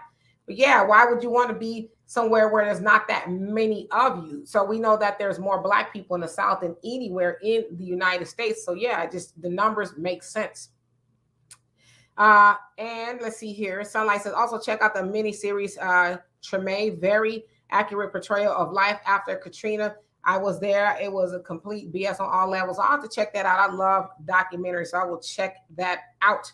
And Pioneer says, yes, we used to cut grass and wash cars, but that's not the same as running in and out of traffic, harassing drivers, and setting themselves up to be attacked or abducted. So yeah, good point. And that's kind of what I said as well. Yeah, and you got to remember, though, we let the Hispanics come in and take over those type jobs for some reason in our communities. And I used to tell Demetra all the time, I would wait to see young black kids, to come cut my grass. If I waited for those kids to come cut my grass would never be cut, because they've been taught not to work and do labor, not in general, but it's just the nature of the beast now. Gilberta, how are you doing? And let's see who else came on here. And I promise you guys, I'm going to catch back up to these comments. And Suburbia Jones, I like that. How you doing? He says he brought a bat to a gunfight. Wow, you ain't lying. And Vinny Van, how you doing? He says, I think the Bible should be put back in school and rap music should be restricted. Now, they ain't going to restrict that rap music because there's a lot of money from that rap music and, keeping our people dead and asleep with those low gutter lyrics. So I agree with you, but they ain't gonna stop the money. Thunder says it's a damn shame that little boy was out there in a man's world trying to make an honest living and had to defend himself against a grown man. He was put in a position that most men would falter in. You make a very good point. I totally agree with you. And only Pamela's Way says, Sister Demetra, I worked all 4 years in high school and paid for school clothes too. Yeah, same here. I've been working really since I was 14, selling candy, and there's a whole bunch of other stuff. So, my parents didn't pay for my school clothes at all in high school. I paid for every last thing, whether it was track, whether it was choir, you name it, jazz team, I paid for it. But, I had the money, right? So I took care of it. Union. Black, all of that, everything I needed, graduation, I paid for it because I worked. So, I wasn't going to trick my mom, wouldn't have wanted me and my father to trick my money off on nonsense. Like, well, shoot, you need school clothes, don't you? Go on and buy. No, you need to get your nails done. You need to get that new shoe, if I wanted to do those things, I could pay for it, but so yeah, I get it, Pamela. And Miss Lovelace says Kwame Brown is advocating to bring back trading in school. So trade in school. Yeah, I totally agree with you. We need that back. Because there's more to it. College is cool. I'm not gonna knock it. I went to college. Donovan went to college. A lot of y'all went to college, but there's a lot of our people who do not know trades. And Carter G. Woodson in the Miseducation of the Negro talked about that. We still need those things in our community. So yes, indeed. Big ups to Kwame Brown for that. And Angela Destiny, how you doing? Says women who have babies just to be taken care of by the government without with housing, food, Medicaid, etc., are forgetting about their future Social Security, pension, etc. They're only living in the now. Absolutely, because you got to think too, eventually those programs will be cut off. Especially if the Republicans have their way, they're going to start really regulating those things. And I think they should to some degree. I don't think people who need it should be cut off. But I think people who have made it a career, yeah, it's like, okay, what else could you really be doing? Because in a lot of those cases, people who are on those programs and they're on those programs for a very long time, a lot of those programs, you can go to college for free, have free child care, and, they'll help you buy clothes and just a whole lot of things to get you going. And so at this point, there's really no excuse to not use those programs to be a little bit more forward thinking, I would think. And Honeydew says, Philly look like Baltimore. Some same things going on here too. Suburbia Jones says, instead of giving us financial reparations, make it legal for blacks to carry guns. Well, I want both. Yeah, didn't the Supreme Court shoot down the concealed weapons thing in some states, restricting it now? Because, matter of fact, tomorrow I'm going to go apply for my concealed weapons permit. But that recently came up, so a lot of states now, concealed weapons permits are shooting through the roof right now as people are getting them. Yeah, I mean, times are changing. So yes, absolutely. People are doing those things. And El Hombre Negro, he says, get that education, kids in schools, not prison. Yeah, well, we know what that is, right? Especially in our communities, school to prison pipeline is very lucrative. Pioneer says, oh, it was a white man who killed the kids. Who the kid killed. Yes, it was Timothy Reynolds was his name. And Thunder says, how do we know that the gun was his and not dropped by someone else, or after it was dropped, how do we know there wasn't a scramble for it? I mean, a lot of questions. Good point. How do we know the cops didn't drop it off on him? I mean, there's a lot of questions, right? And Miss Lovelace, she says, I feel that the person saying, stop talking about his city. We must call the city out when our youth and the Black community are below poverty and suffering. You said it, I didn't. Pioneer says life starts at conception, but that doesn't mean that the soul enters the body at conception. Oh, we ain't gonna have that discussion. Yeah. Fat Son says, have you guys seen about the teacher that gave the kid the monkey award here? Oh, so it was a monkey award. I thought it was like a money, but you meant to say monkey award. I haven't heard about that. I mean, I've heard of similar situations about that. Are we surprised? We send our babies to these school systems with teachers that don't like them. And a monkey award, yeah, I wish they'd have gave my child a monkey award. Y'all have read about that? For real. And let's see here. Who else is on here? And Michael, so he says, South Africa, intact family values, no gun violence, etc. Well, that is actually a little not true. We were there and somebody had just got killed the day before. Yeah, and there's actually a little bit more to, of course, intact family values, no gun violence. They have, a little bit of everything going on there, but specifically, although apartheid is not legal there anymore, it's kind of hard to tell when Africans there are about 90% of the population and they own less than 10% of the wealth. It's very hard for Black people there because, white people, just like over here, they running things, so yeah, South Africa to be, I guess maybe they're family oriented. I don't have any knowledge about whether they are or not. Well, they're tribally oriented. That's their thing. Yeah, but they have a lot of other issues, if that helps. Mm-hmm. And MPenny69 says, I actually seen a video of water boys in Atlanta getting robbed by older guys in cars, so it's no surprise they will keep protection. So now we're hearing a little bit more of the story. Ain't that sad? These kids out there trying to make money, and you got these grown dudes robbing them. Like, what's really going on here, right? And Pioneer says, so for some reason, I presumed it was a Black man who got out of his car and got into it with the kid. No, it was a white man, ran himself across the street. And Anuki says the same day of the shooting, the city had job fairs and other events to get kids off the street. Wow. Yeah, it's unfortunate that they didn't go to it. I don't know, maybe they didn't hear about it, but it's very unfortunate. And Umez, I hope I said that right. DJ Momo, he says, thanks for the love. No, thank you for being here. Suburbia Jones said the kid had a gun because where he lives, other people have guns, lawful or not. Mm-hmm. Good point. Ollie, you said, you found a house in Houston, huh? Okay. Mm-hmm. Can I say something real quick? Now, remember in the 70s, we blame a lot of the downfall of the Black family to feminism. I did some research on that. I wanted to talk to you about that, Demetra. And that's not true. So I'm going to admit, I found out some research that it isn't all because of feminism and all this other stuff. You guys remember when we were growing up, Demetra? Well, when I was growing up, old school, most of our families worked in factories. Remember, Dad worked in factory. The Jacksons' dad worked in a factory, and they made good wages, right? Do you know when the fall of the Black family really started breaking up? It was not because women wanted to be independent and to go out into the world and do all the stuff like they wanted to do. It was when they started shipping these jobs overseas because they saw the rise of the Black middle class, and that was the way to keep us curtailed to do something. So we have to ask ourselves that as well. Not only do we need to bring back manufacturing and vocational jobs into schools, we got to stop shipping these damn good paying jobs overseas.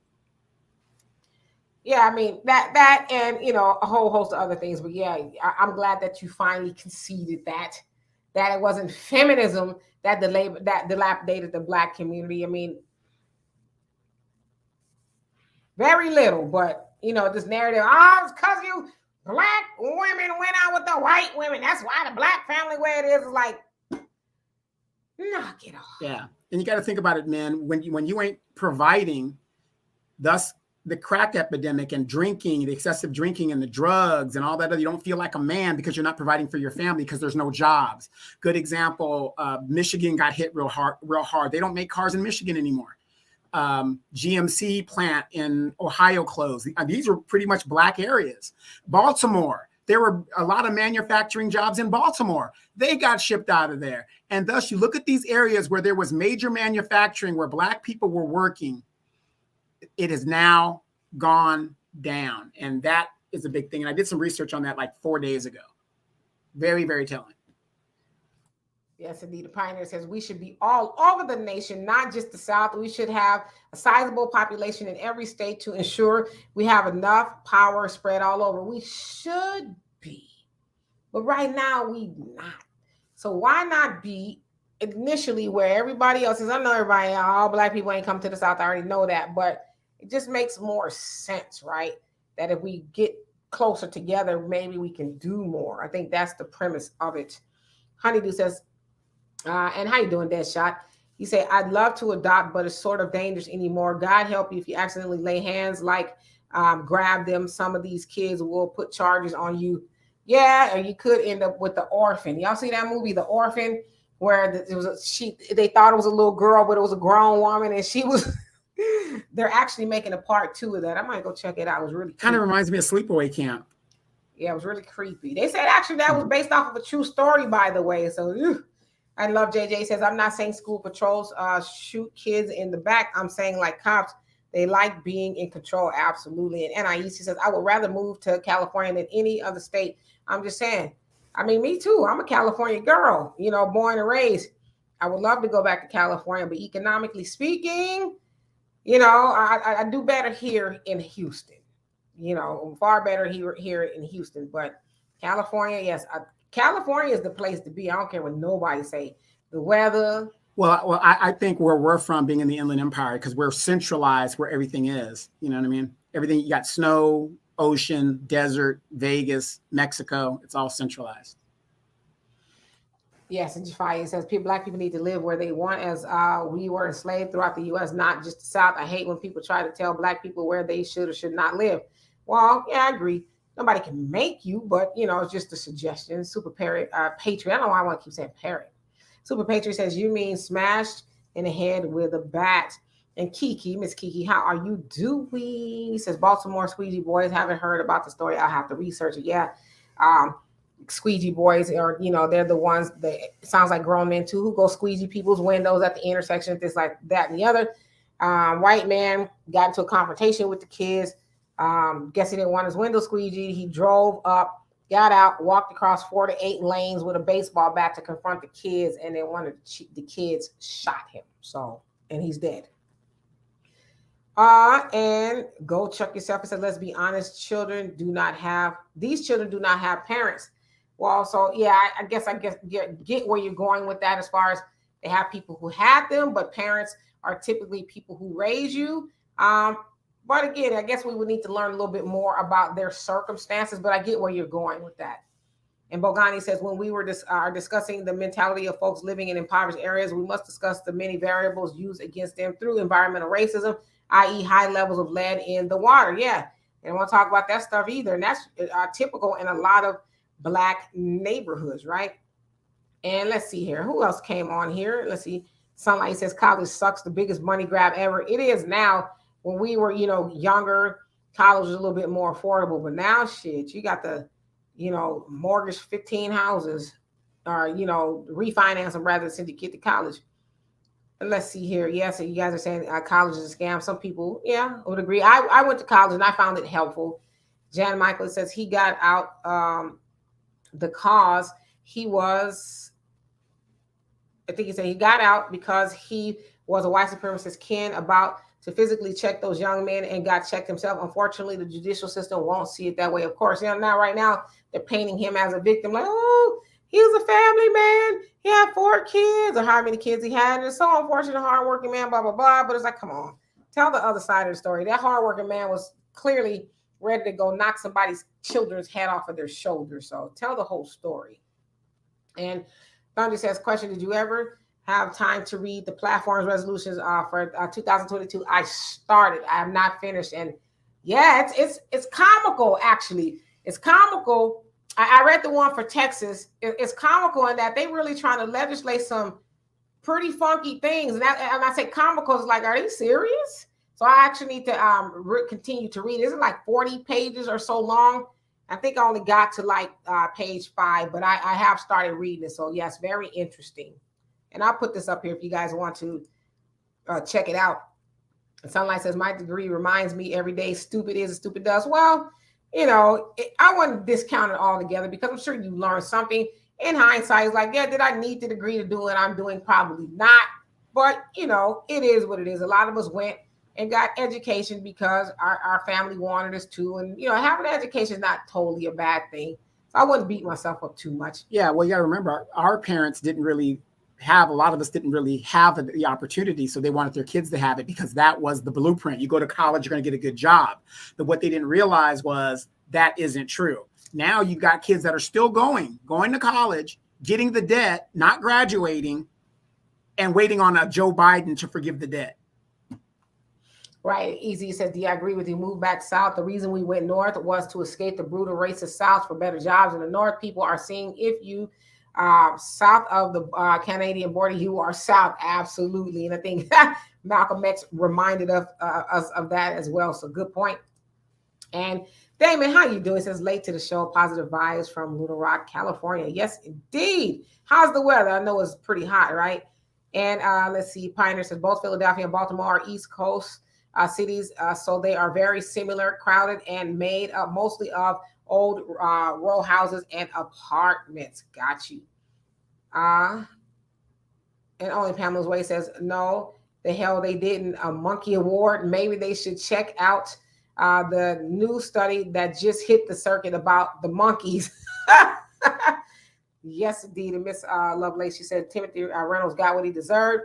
He got out of his car with a bat to do harm to a minor and in turn got what he deserved. Youth protected himself. Yeah, I mean, I think really that's kind of how it should be looked at, right? And Hombre Negro, he says maybe they didn't listen. And Manrico, how you doing? It says late to the conversation in New York from Baltimore. I never understood why someone doesn't capitalize off the Squeegee idea, black-owned business opportunity, khakis, polo shirt, name tag, etc. That is a very great idea. Somebody should just turn into a full-fledged business because people do need their windows cleaned every once in a while, right? And Pioneer says, I agree that these children shouldn't get robbed or harassed, but they shouldn't be out there hustling on the streets in the first place. That's not Brazil or Bangladesh. It's not necessary. Well, some people will say that in our neighborhoods, it does kind of operate more like, a third world country, if you will, or some people will say a developing country. You also say, excellent point, Brother Donovan. They purposely ship good factory jobs overseas in order to break up Black wealth. And Omans, you say, we don't have any businesses or factory work in America. Yes. Sunlight says, oh my God, Donovan, the world is coming to an end. Everyone go fulfill your last wishes. Hurry. Let's see who else came on here. And Lawrence, how you doing? It says Kodak in Rochester, New York closed a very heavily Black area. So you're talking about the Kodak plant with the camera, if you will, or is that a city? Pioneer says Queen Neely Fuller warned us about this coming together business. Just because we're concentrated in the South doesn't necessarily mean it will make us stronger. Our people were together in slavery. Yes, in slavery under different set of circumstances. But yes, I mean, I see both sides of it. Like I said, I see both sides of it. Sunlight says, Demetra, who is that sitting next to you?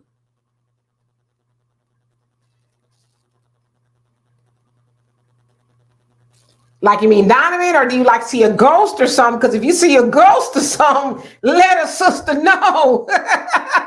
Nobody's sitting next to me. I think that's I got you. Because Donovan did a 360 and said, "Oh my God, I've been wrong about feminism." Is that where you're going? Because you kind of freaked me out a little bit. Like, damn, is there a ghost or something next to me? Kiki, you say, okay, I just read a little background on the story. Granted, the kid shouldn't have had a gun, but no one's questioning why the man got out of his car and confronted these kids in the first place. Like, in no way was this considered standing one's ground or self-defense. First-degree murder just seems a little extensive. This wasn't premeditated. I mean, you have cops out here shooting men, running away from them, but a person coming at you with a bat isn't a threat. Exactly. And so that's what they will have to argue. Kiki, when will you guys realize this is white man's country? The white man owns this country. Black people have no business raising a finger to the white man, especially a white man. When will you guys understand that? Until you guys understand that, nothing's going to change here. Suburbia Jones, she says, don't believe it's a good idea to have all Black people in one spot. We wouldn't want another Black Wall Street. Yeah, that's what people are saying as well. You know, like, just drop a nuke. So I get that as well. Hello, Beverly, says self-defense. And Mr. Pirate Brain, you say, Baltimore had good paying jobs at the docks at the inner harbor. No, it's just now it's just restaurant. I think he meant downtown. Had the McCormick factory that left and the power plant all gone. So yeah, the money dried up, and you know, that's the resources. And of course, you're going to have high crime and people trying to do what they need to do to survive. So good point. Moni says it comes down to something like this: when you have stacked your bread and you can afford a $1,200 to $1,500 a month, you want to treat yourself in a living in a nice area, stack your bread to cover it 3 years. Good point. I like that.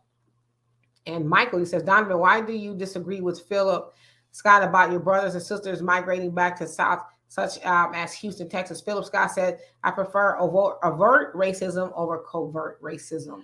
Well, again, I mean, I disagree with it for the simple fact that, you know, I've lived a lot of places. If we're going to make a mass migration out like that, why stay here? Let's just go. Find a place. There's plenty of land in Australia. It ain't, you know, primo land, but there's plenty of land in Australia or wherever we need to go. Let's go back to Africa. Let's go do that. I mean, why stay here and group ourselves to where all they got to do is just drop a bomb on that spot and then we're gone. And, you know, again, I'm from the South, or I was born in the South, and I just don't like the mentality down there, because it's like they get along with racism and they know where to go and where not to go. And I just can't accept that from being from the West Coast. I just can't do it.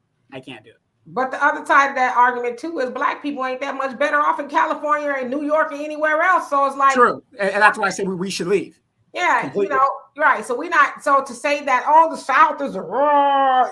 Yeah, I mean, I'm from California and the South got its issues. Trust me, I ain't gonna lie to King it. I'm bewildered at a lot of things too, but we got issues in California as Black people as well. So Black people are just screwed everywhere. And go check yourself. He says, Joe Wright, I think he meant you right. When they shipped those jobs overseas, it also destroyed the white middle class. That's true, but it disproportionately affected Black people more. You know, white people gonna be all right. One thing y'all, and I don't know if you're white, so I don't want to be presumptuous. White people gonna take care of each other. Black people will to a certain degree, but white people have more resources and opportunities to bounce back, if you will. So that's why when we say, and you know, other thing too, I think you have to ask yourself, did those jobs leaving dilapidate whole communities like that of Detroit when, you know, the motor plants dried up or whatever? That was what sustained a lot of Black America there in those areas. So did it dilapidate the white areas? If you can answer that. Exactly. And then again, the average white person makes what, 11 times what a Black person family makes? So you're looking at what they make, 170,000 compared to the average Black family making 60,000. I mean, come on. Absolutely. And I forgot to say hello, Marcus. If you guys are watching this on Facebook and you want me to read your comment, please click on the link and I would love to do so.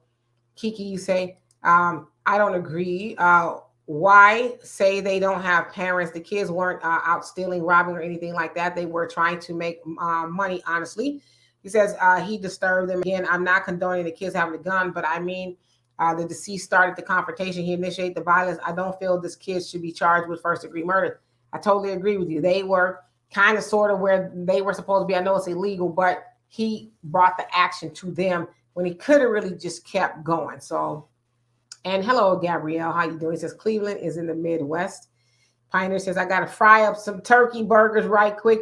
Y'all don't get into anything too juicy while I'm gone. You always going to cook. Are you going to cook me a turkey burger or whatever it is you making?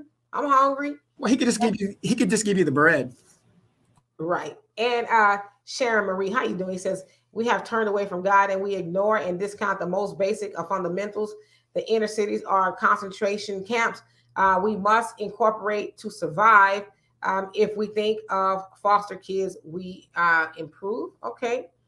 And let's see here. I love JJ says, Donovan, 10 hours crazy is like becoming a black belt in one day. The inception alone of policing should be the red flag, ass whippings, and violating the black human was and still is the goal. Yes, indeed.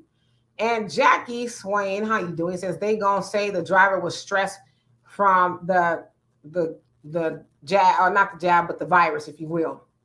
Is that what they're saying? Okay. All right. And then Moni says, Demetri, did you see where this young man in Alabama has been given 65 years for crime he didn't commit when the officer killed his friend and they're blaming him for it? Like, really? I did not hear about that. Unfortunately, there's so many stories out there and horror stories, if you will. And Damien says, it's all about the hustle. As a kid, I cut lawns back in Landover, Maryland. I think that's what you meant. And hashtag Village Green Terrace. Yes, indeed. And Erica, how you doing? Let's see here and go. Ooh, Google experience. You say racists want white people to move back to the South. True or false? I don't know. That's a really good question. So you said racists want black people, so I'll get you corrected. Okay, so let's see who else came on here so I can get to the bottom of these, and then I'll catch back up. Freddie says they will never let us live in peace. Yeah, we know that, right? And Nuki says most of the southern states are poor and have underdeveloped infrastructure, but less taxes, also less labor protection. Yeah, that's why I said just being here, I'm seeing a lot of things that really wouldn't fly in a place like California. Not that California is all that much better, but damn. Yeah. Only Pamela's Wade says, I'll say it again, separate. Fat Sonny says, white people know where and where not to go also. Mr. Pybrain says, USA would not drop a bomb on all of Africa. Nah, because there's too many resources there. They ain't trying to destroy it. Right. And Thunder says, I read the whole thing and I was like, what the F? I agree with some of it, but if they attempt to do those other things to them folks, all hell is going to break loose. Stock up, family. It ain't looking so good. Yeah, I plan to finish reading it. I have some spare time now for the next month or so. So I plan to do a lot more reading. And Sunlight says exactly the white middle class has generational wealth to fall back on. Come on now. Exactly.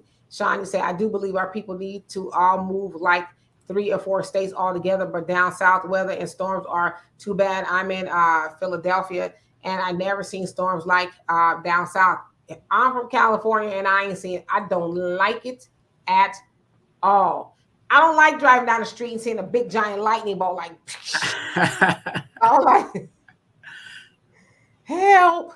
And a lot of us don't like the cold. I mean, Canada has a lot of land up there we can move to. Unfortunately, it's just that it gets cold. So, yes, indeed, a super patriot. You say Don is on point.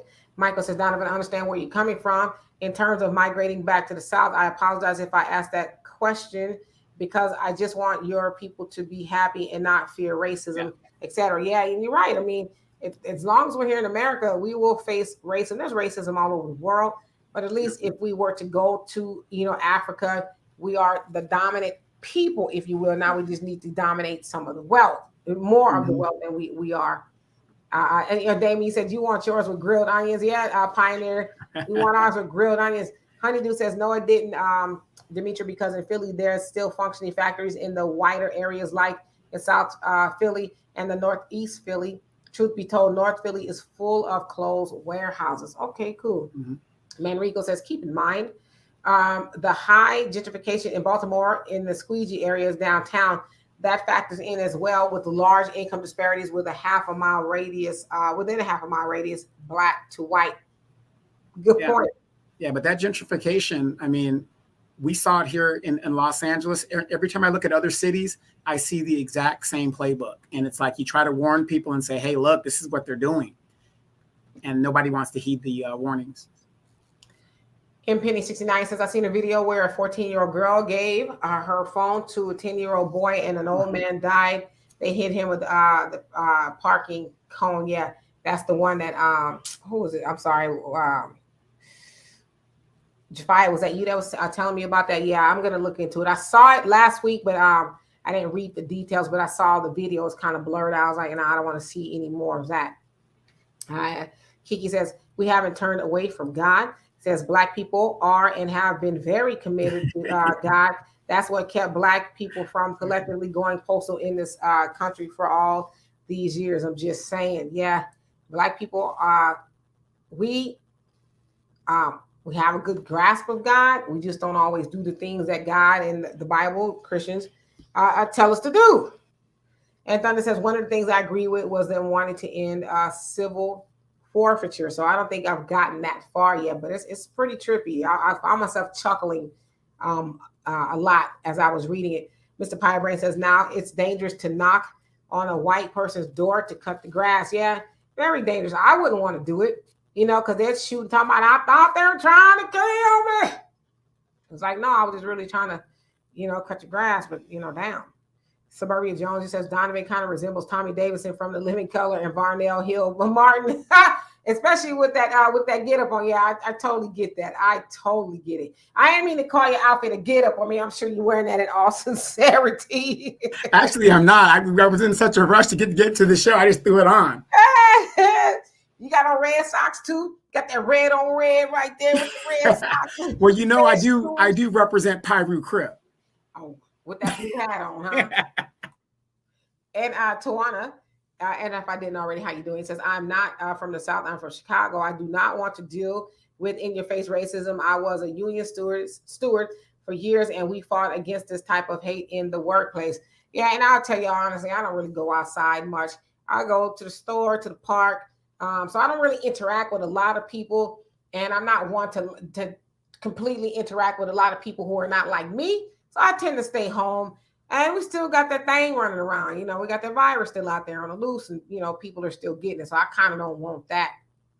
El Hombre Negro says bias all where. Mr. Pirate Brain, you say we should move to somewhere in Africa. It's much cheaper for us. Yeah, but that's a loaded argument right there. Why should we leave and all of that? Bogani says, I believe the factories didn't go overseas, at least not in full. They used slave labor via the prison system. The factories going overseas was just the excuse the government used. Yeah, so some of them did, and you're absolutely right about the prison system. They got the prisoners doing the work for pennies, literally, right? And Jafia, you say, I'm reading the comment. So I don't think Michael is a troll. Michael is, I believe he's Asian, and so he actually follows the African Diaspora News Channel. And he's a good guy. He's got some good thoughts. Yeah. So he's just asking questions. There's nothing wrong with that. So, and Jan Michael says agreed. Better than the South. Question is, why would we be coming together or being herded together? I mean, that's a good question, but are we herded together? Or are we herded apart, depending on where you live? So. Well, shoot, let's all roll down to Mexico since the Mexicans are leaving their country, coming here. Let's go into their country. See, they got this thing called the cartel over there. Tawana says, in the southern states, they are doing their best to take us back to the Jim Crow South. You ain't lying, boy. I'm like, what I wouldn't do to see some palm trees and mountains right now. Some beaches. It's hot, but California, I mean, it's racist, but we ain't got to be dealing with all of that. Right. Yeah. The racism in California is covert. I mean, they ain't going to do it right in your face. They're going to do it like legislation behind your back. You get fired, like, because this is what do you call that when you're, they can fire you for any reason? What's that called again? At will. Yeah, it's an at-will state. So they'll fire you maybe because you're black and they don't have to tell you why. They just say, get the hell up out of here. But then that's when you're supposed to be smart and go get your unemployment. Got you. Morning, a cooking channel, you know, maybe one day I'll cook something and put it on the channel. Go Chuck yourself. He says, well, honestly, I don't know if it destroyed whole communities. I know it destroyed my family. And to answer your question, I'm not white, but I'm kind of off-white. Okay. Are you beige? Well, you got to remember, though, the manufacturing jobs, that was a big boom for black people. That's why a lot of us migrated out of the South. And that's what really got a lot of black people.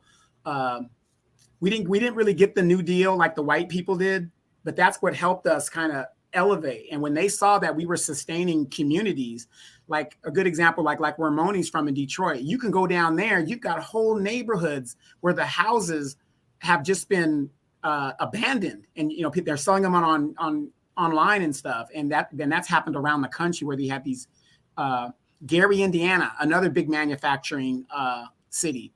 And notice it only happened in these black areas.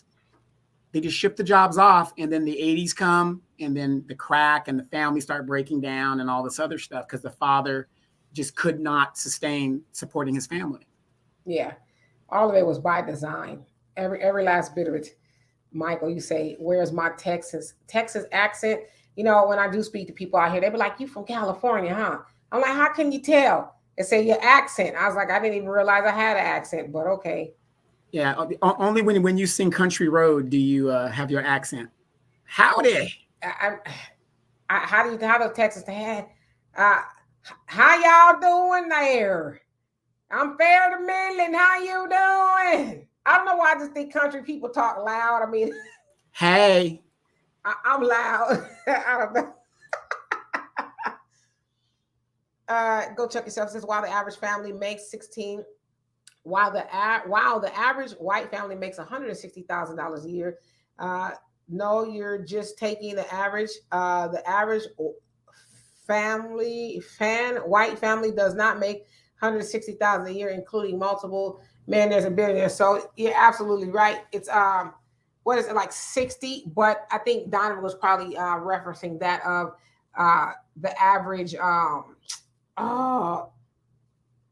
net income, net wealth. I guess that's what we're trying to say. Net wealth. I mean, it's been proven that white people are 10 times more wealthier than the average black family. So the average wealth. So when we say wealth, we're not talking about income. We're talking about wealth is actually that of about 171,000 to about 17,000 of black people. So there's where that income gap, that wealth gap comes from, which is also said that it take about 232 years to close that wealth gap without the infusion of reparations and other things. So, yeah. And if you really think about it, the majority of black people, most of their wealth is in what? Their car, because most of them rent. They don't have any wealth. 2007, 2008, a third of all black housing disappeared.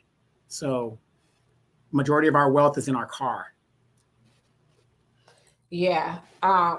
So I'm just kind of reading some of these comments. Yeah, at will. And how you doing, Francine? I hope I said that right. Yeah, at will. California tends to be an at will state. Like, well, and it's tricky. So they don't have. They can fire you for. They can let you go. They don't have to. You know, like they have these probationary periods and things like that. They can sidestep that. However, because I was an at will employee that was fired by Chase Bank, first time I've ever been fired, and she fired me for no reason. I did my job, was never late. Didn't have any bad customer service interaction. In fact, my customers loved me very much, met all my numbers. So when I had to file for unemployment, believe me, I was getting my money. The lady asked me, she says, so you didn't do anything wrong? No, I didn't. They're not going to tell me that there's money was missing or anything. No, I ain't going to tell you that. She goes, I'll tell you what, if I call them and they said that they can't give me a reason why they fired you, she says, this is the unemployment office. Not only will they be fined, they're going to pay a higher tax bracket because while they are at will, they cannot just arbitrarily let people go, terminate you, for a reason that's made up. And she called him and she called me back. She said, do you know they could not give me a reason as to why they fired you? I said, I can't. She's a jealous.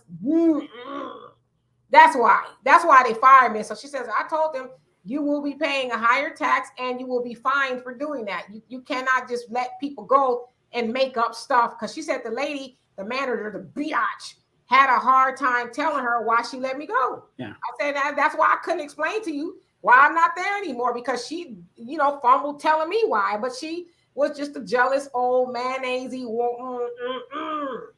Well, or was it that time me, Walter, and Jeremiah went in there and asked you to put the money in the sack? No, sir. No, sir. Like, what movie was that? No such a thing. Where the girls were robbing the place? Vivica Fox? Yeah, set it off. So Penny 69 says, I'm in California, and it's just it's racist, wrongful termination. They use reduction of force.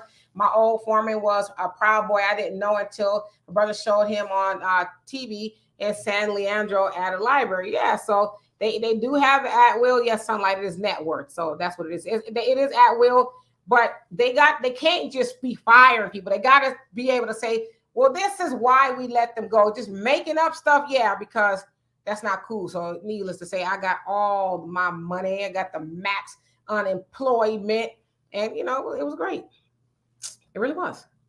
All right, so let me get down to the bottom here. See, I'm at the bottom. What? Mr. Piebrain says, Texas country is where you call the floor the flow and the door the dough. Okay, yeah. California, we kind of talk like that too.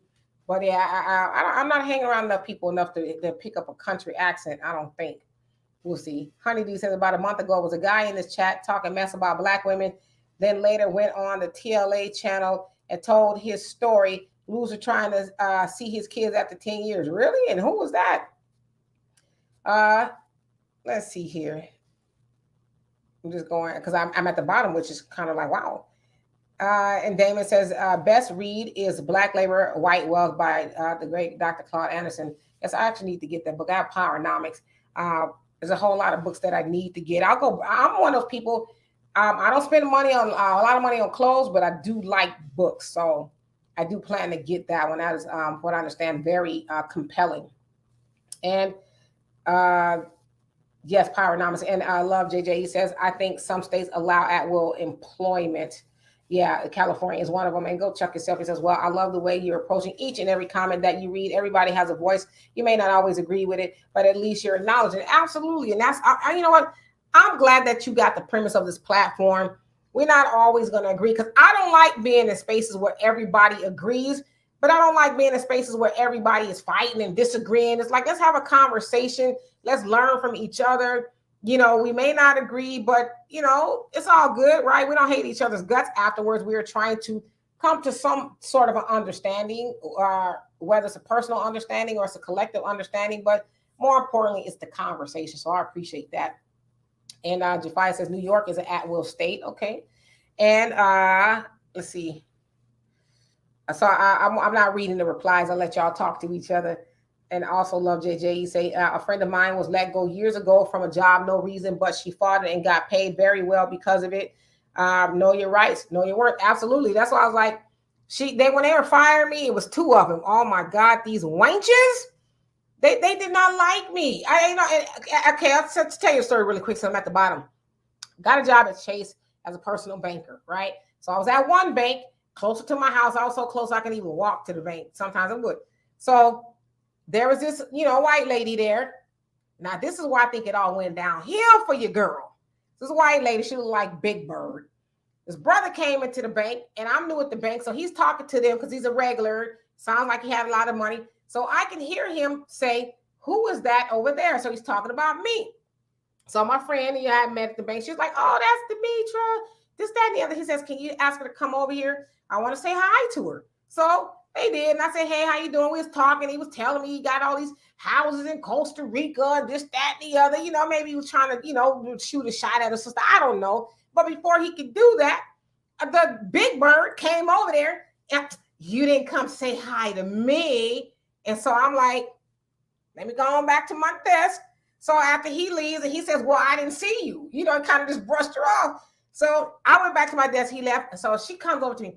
Well, we used to have a thing for each other. And, the only reason why we're not together because, I'm with Brad. That was her dude. I'm with Brad now. And I'm like, why are you telling me all this? I don't want that man. He an old cat. He got some money or whatever. I don't want that man. And from that point on, they was on my bumper. So then they transferred me to San Bernardino. San Bernardino on D Street is the hood. The Social Security office is right across the street. I kid you not. My first day in that bank, I'm walking to my desk, and a sister came in the bank, and she was looking for the lady who fired me. She said, "Where that be at? I will whoop her." Woo, woo, woo. And I'm like, where did y'all send me to? So as I got to, work, I only was a personal banker 6 months, y'all. So as I was working there, I was like, where that lady at that want to whoop her ass? We need her in here. None of the personal bankers liked this lady. She was like Big Bird's sister, very miserable. Then there was a Filipino chick in there. They would like tag team me and try to, just do all kind of stupid stuff. One day, and I would have a lot of my clients, if I wasn't there, like one time I wasn't there, and a brother came back on my day that I worked. He says, I want to close my account. I was like, wait a minute. We just opened an account. What happened? He said, I haven't gotten my card yet. Now, he was a student. I haven't gotten my card yet. And my aunt is sending me money, but I can't get money out because they won't give me a temporary card. I said, well, why they won't give you a temporary card? And he pointed to Big Bird's sister. She won't give me a card. And I said, that's not true. So I went to go talk to her. She was talking to her brother. He was a banker. And she saw me and she snapped, go and work the lobby. I was like, I'm a cost this. And so the brother was looking at me and I said, I need to talk to you. I said, I got a client over there who wants to close his account because you told him that he could not have a card. And so now he's going to close his account. She goes, oh, why didn't you tell me? And so the brother told me, he says, yeah, I think she talked to you like that because he thought I was a kid. I'm like, man, I'm 44 or whatever it was. 42. He says, what? You 40? He says, okay, so you look young. I said, but you know what? That's not an excuse for her to be talking to me like that. Needless to say, I'm going to tell y'all what was the nail in the coffin at that particular bank. There was this guy, kid you not, all the bankers were trying to get his account for years. This man has so much money at another bank. He didn't have it at this bank that he got in on the ground floor of the Apple stock at $3. And he had a bunch of them. So we were talking and we talked for like an hour. And he says, you know what? I like you. He said, all of these other bankers in here, all they ever were concerned with was my money. He goes, I don't need an account here. I got an account at, I forget where it was, across the street somewhere.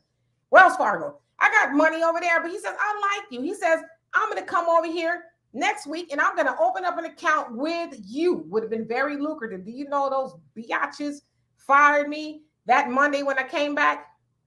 And she was like, well, why did he spend so much time with you? Well, I'm just trying to figure out. I said, I don't know. He liked me. He liked my conversation or whatever, So yeah, that was my story and why I got fired. And it was at will, but they got in trouble for doing it. So basically, because you were such a good employee, they didn't like the fact. Right. I was a sister. Right.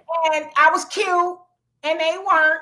And they didn't like the attention I was getting. They didn't like and then another thing too, they had a white girl up in there. I had a client that come in. I did all the work. He was putting $100,000 and some in the account. You know what my commission would have looked like on that?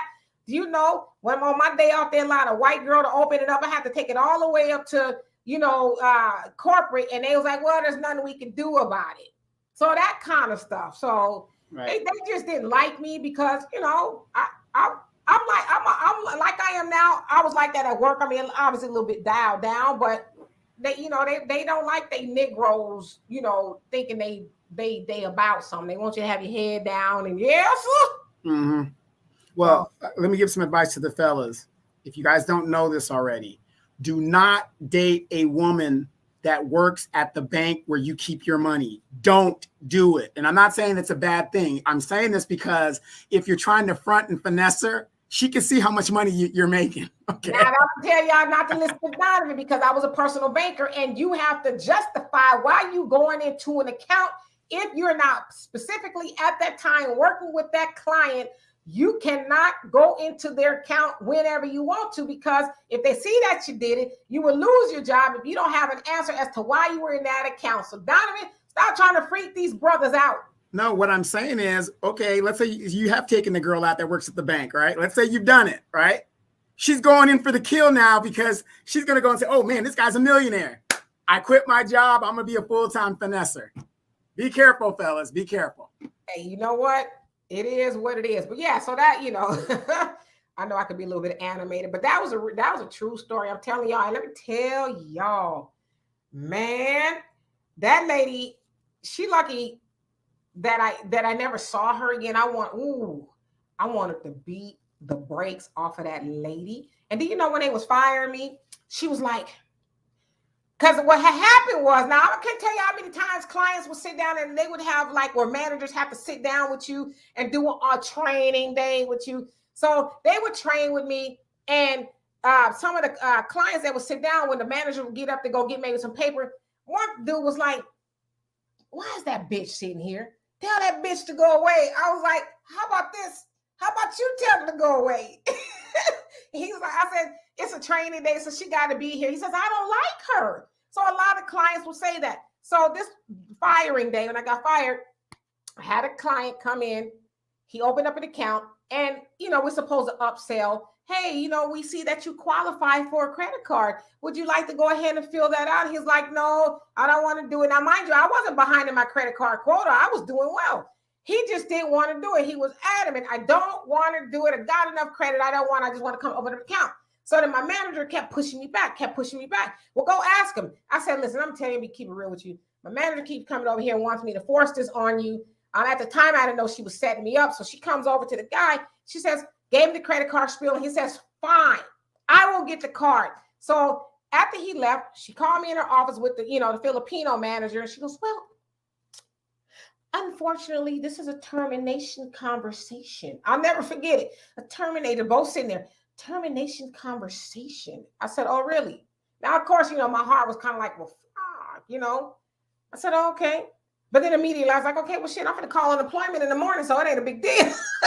So she goes, and I just want to read to you why. I said, what you're not going to do is subjugate me. I said, are you firing me? She says, yes. I said, you're not going to read nothing to me. I said, do I need to sign something? Do you need my badge? I took my badge off and I gave it to her. But I said, what you're not going to do is subjugate me and read. I said, you didn't already fire me. What power do you have to make me sit here and listen to you read while you fire me? So I said, I'm leaving, whatever.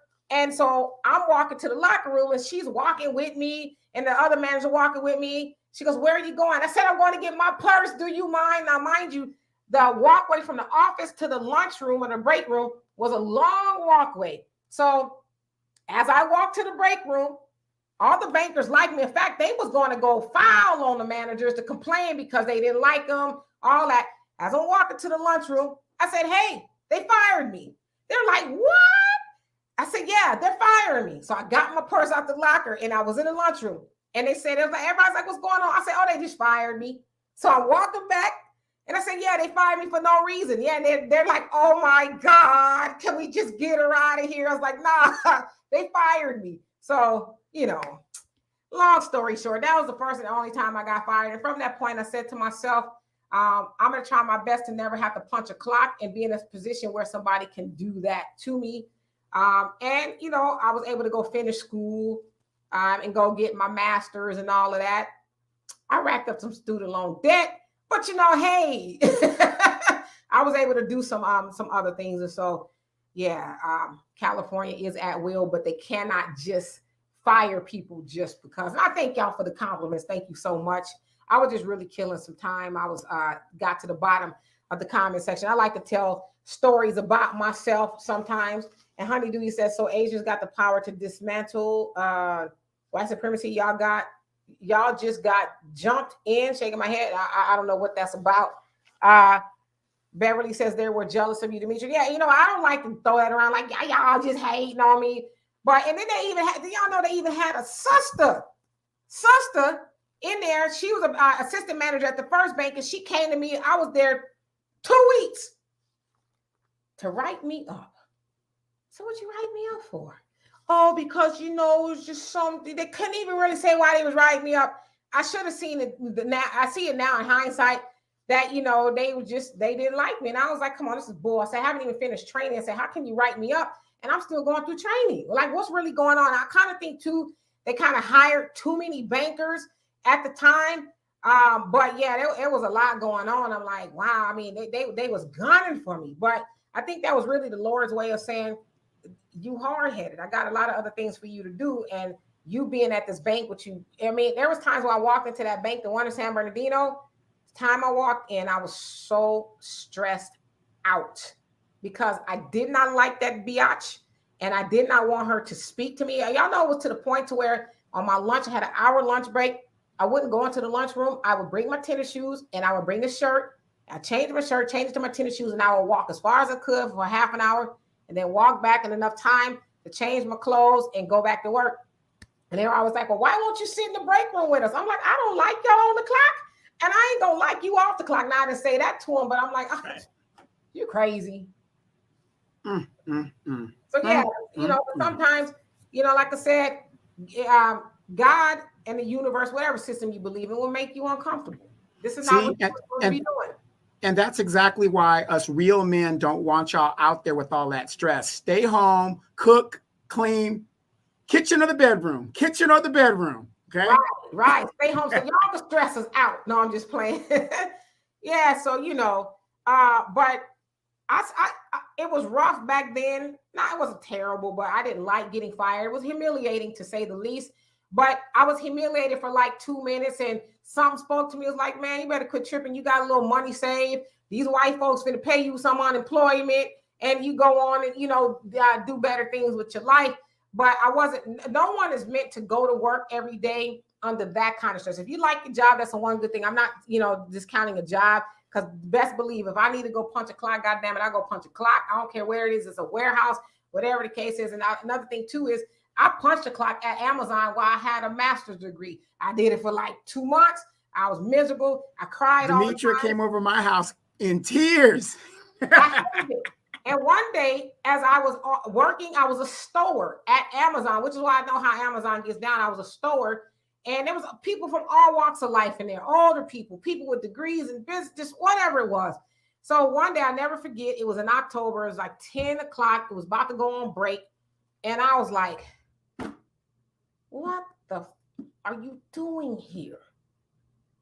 You're here. You got a master's degree. I said to myself, and I had this conversation, you ain't here because you have to be. You are here because your belief system is off. Get your ass up out of here. Do you know I walked off of that floor as everybody's walking to break? I clocked out and I walked to my car. And I didn't look back. It was rough. It was tough. I needed money here and there, but I never did. My car note was never late. I never was late on my rent. Nothing ever got shut off, and I hustled from that point. But the point that I'm making to that is I was at Amazon because I needed the money, but I didn't believe in myself. But it was horrible. My heart goes out to anybody who works, who need to work at Amazon. And Pioneer says, sis, don't encourage these nickels to be lazy, laugh out loud. Some of them need to learn how to work and keep a job. No, I hope that it doesn't come off as I'm encouraging people to be lazy. I'm not, because you can't really be lazy and work at Amazon. I know California has changed the laws now to where they cannot make you work on a quota because people were getting fired left and right to have to keep up with 100% quota. That's rough to do. And in fact, I believe that I was put in Amazon because often I would go try to speak up for people who were about to lose their jobs. There was a lady in there, was 60-something years old, a Black woman, who was a stower. And anybody who's worked at Amazon know as a stower, you have to get whatever cart is there, and it can be heavy stuff on there, light stuff on there. You have to push it to your area, and you have to stow things in these cubbies so that the people can come pick them and ship them out to people. So you have to work at a very fast rate. Now, this sister was there. She needed the money, and she kept getting written up. And she comes to me. She goes, they're going to fire me. So I walked into HR with her after work, and I had a talk with the HR lady. I said, I don't think this is right. I think y'all need to do something. This lady's here. Her back is hurting. She needs the money, but she's going to get fired. I said, is there anything y'all can do? And she says, unfortunately, that's the way it is, here. So I would help the lady as best I can. She was still there when I walked off. But yeah, so I'm not discouraged, trying to encourage people to be lazy. It's hard to be lazy at Amazon or any of those type of places. But I say that to say a lot of times when people see, somebody like myself, whoever that may be, sitting here on this platform, um, they don't know your story. We don't know a lot of stories of people we watch, but I'm one of those people. I like to share my story with people because I don't want people to think that everything is easy. Like a lot of times we see these people on these platforms, they got millions of followers and they're doing this, that, the other. They don't necessarily tell you their story. And my story, it's a doozy. I'll tell you that much. But I'm still a work in progress. But no, I'm not trying to. And then there's a lot of stuff that you do behind the scenes that's kind of a lot of people don't know that you do, like just little things to just pick up this or pick up that. I mean, one thing I like about Demetra, and I've always liked about you, is that you hustle. You don't mind hustling, and you don't put yourself up here to do all certain things. Just like, hey, you help your brother out when he needs it, and you go over there and do that. Her brother has an Airbnb, and one time I guess he needed somebody to go and fix it up for the next person, and called Demetra up there. But of course, Demetra gets her money from her brother. But she's not above going out and doing what she needs to do, and I think that's always a good indication of a very blessed person. And Donovan will tell you too, and I know we're going over here, so we'll get out here in just a minute. Donovan will tell you, when I was married for 10 months, I moved to, I'm gonna write a manuscript about that. You need to write a book.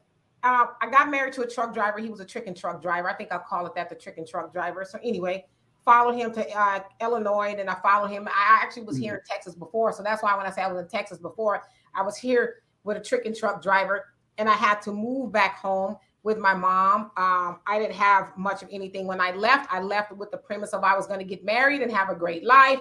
Bought my, actually it's kind of weird, had a house fire, lost my truck in the house fire, was able to get the insurance money, bought my daughter a car, and she stayed in California and all that. I ended up having to go back to California and live with my mom. I didn't have a car. My daughter had a car. It was the only car that we were using. And I remember she let my nephew use it, and my nephew ended up didn't lock it, and it got stolen. It was a Honda that, people like the Hondas, and they stole the car. It was at Donovan's, working with him. He was running for city council at the time, working with him. My daughter calls me, oh my God, my car is stolen. And Donovan's taking me home, and I'm just bawling and I'm crying. I'm like, why? Everything is so horrible. Why am I going through this? And I just really because I was just, I didn't hardly have any money. It was really bad, but I did not give up. And during that time, my friend had a house cleaning business, and I said, do you need help? Now, mind you, I had just received my master's, and I was going in with her and cleaning people's toilets to make money while I was, working with Donovan. Donovan paid me as well. But, it was a rough start. I remember having at one time $10 to my name. $10. Still doing it. Yeah. And, I'm much better now. Thank God Almighty, but man, I don't wish that on nobody. And let me tell you guys a quick story. When I was running for city council, she was my PR manager person. Every time it was time to pay her, I tried to lowball her the best I could. She was like, Negro, if you ain't got my money, my daughter is outside this door. Pioneer, I'm reading your comment. Yeah, I wanted my money. Pioneer is queen. It seems like most of your problems came from the Black men in your life at that particular time. You know what? I would never blame anybody else for the problems that I had. They were a part of the problems, but the part of the problems is I was hard-headed. I was hard-headed. Instead of pursuing what God put me on this earth to do, I followed other plans, right? And I didn't look at some red flags. And I don't blame anybody that with anything that's happened to me, because I just feel like I'm in control of my life, and I can control the things that happen. But I don't think anything that's happened to me or happened to you all is a mistake. I believe everything that we have gone through is by design. And for those of you guys who read the Bible, says you were prepared for such a time as this. So everything that we've gone through in our life has prepared us for this time. Also, those of you guys who follow the Bible, I don't, although I am familiar with it. It also says that your testimony should serve as bones. So that way, when you need to help somebody else and remind yourself of the struggle, you pull a bone out, a story, and you tell that to somebody as a testimony to help them. And so everything that we've been through is for a purpose. It's never in vain, if you will, even though a lot of times it was painful. So yeah, you know, at the end of the day, like I said, I'm 50. How old am I? 51. That's when you know you're getting old. I'm still a work in progress. I don't have it all together. You know, I have my struggles. But I will just say this. I wake up every day and I thank God. I thank God every day that I'm not where I used to be. And I thank God that I am able to make a difference. As my dad always says, you know, as long as you got hands and you got ingenuity and all of that, you can go make it happen. And so that's kind of what I do every day. I try to, you know, be thankful every day. Right. And I think one of the biggest things that you have, and everybody should really take this into account, it's the people that you're surrounded with. Also, birds of a feather flock together. So if you surround yourself with a bunch of negativity, that's what you're going to get. But thank goodness Demetra has a great family. She has great friends, and she always rises. At the end of the day, she always rises. So. Yep. And Arcee says, married for 10 months. She says, smiling, laugh out loud. I showed up late again. But I did catch the part about your accent, Demetra. I must say, you're a great entertaining storyteller. Well, thank you so much. I don't mean to be, but also I want to say before I leave out here, I thank God for my mom who is no longer here, because when I was married for 10 months and it was horrible, let me tell y'all, so can I keep it real with y'all? When I say horrible, I'm going to tell my story one day, but this dude was a crackhead. And I'm not even being funny, like being, he was really, really doing crack and I didn't know he was. And so when I was here, he never brought money home and he was making a lot of money. Then I found out he was sending money to this woman and that woman. And I had to go get me, a test to make sure I didn't have to go kill him because he was really out there. And so I say all that to say about my mom is I didn't tell my mom, and my dad is hearing a lot of this for the first time. I didn't tell my mom until it was it was just destitute. My daughter had came to visit me. She got on the plane. I'm going to cry talking about it. I don't mean to. But she got on the plane and she says, Mom, she says, please follow me back here. I don't want you to stay here in Texas. I want you to come back to California, because she saw what I was trying to do, trying to make the marriage work. And she just was like, please don't stay here. Follow me back home. And so I called my mom, called my sister, and I said, hey, you know what? All these things are, it's really bad here. And my mom, God rest her soul, she was like, I'm going to send you money. I want you to get the oil change. I want you to get good tires. I'm going to give you money. And my sister, she flew out from Florida on her Christmas break.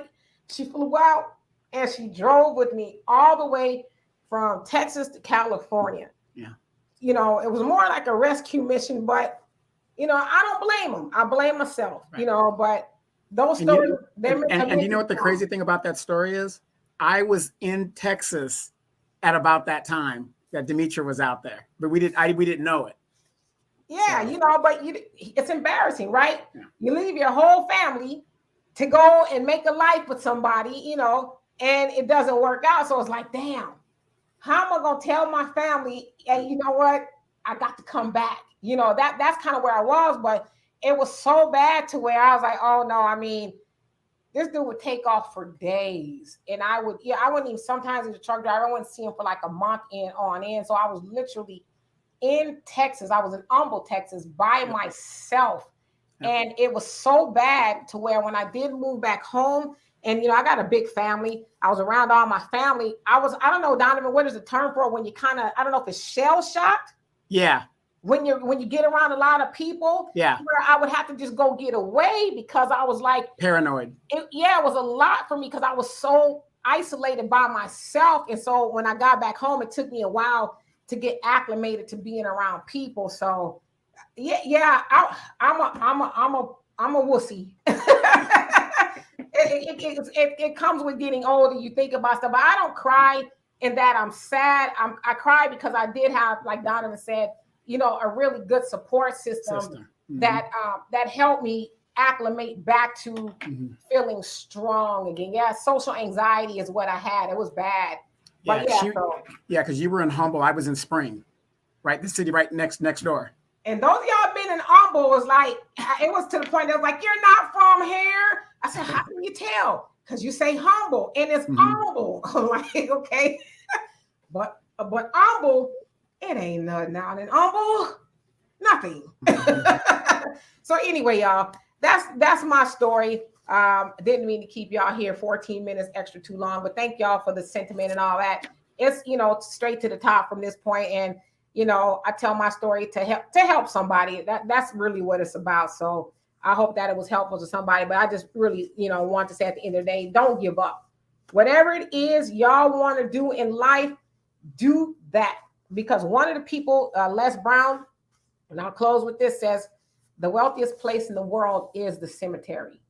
Wealthiest place in the world is the cemetery because there's a lot of hopes, there's a lot of dreams, there's a lot of inventions, there's a lot of everything in the cemetery because people just didn't believe enough in themselves for whatever reason and to go do whatever it was they were put on the earth to do. We're not put on the earth to struggle and be in pain and have somebody crack the whip on us 8 to 10, however many hours a day. I'm not discounting a job. Like I said, I'll go punch a clock if I needed to, but we're put here to do so much more. So the point that I'm making is just let's live our purpose for us and so that we can help those around us. So never give up. And so Donovan, what say you before we get out of here? Like I said, that was great story time. You got to give us a few more so people can really relate to what you're saying. I got a lot. Yeah, but the biggest thing is, like I said, if you surround yourself with negativity, you're going to attract negativity. If you have positive people around you, birds of a feather do flock together, and it does matter. But that's a true story that her daughter was going to beat me up if I tried to lowball her mom in the payment. Right. That's a true story. But again, you guys, join us again next week. Same time, same bat channel. We're going to be here 3 p.m. Pacific Standard Time, 5 p.m. Central Time. Also, we're going to be doing a podcast on Tuesday. So you guys look for it. We'll put it up on Tuesday. We don't know what the topic is, but we'll go into that. Thanks to Michael Pan for the yes. Thank you. I forgot. I'm sorry. I meant to say that. Sorry. Thank you so much. Yeah. For the thing. And do us a favor, you guys. Please like, share, and comment. I love reading you guys' comments even after the fact. And share this. Let's get this out there. Demetra K, your show. How we're going to end. Yes, indeed. So we'll see y'all. Well, y'all see us on Tuesday. We're not live, but definitely live with Walter. Stay tuned for that. Yes, indeed. Love and appreciate y'all very much. Y'all have a great day. Stay cool out there. Peace.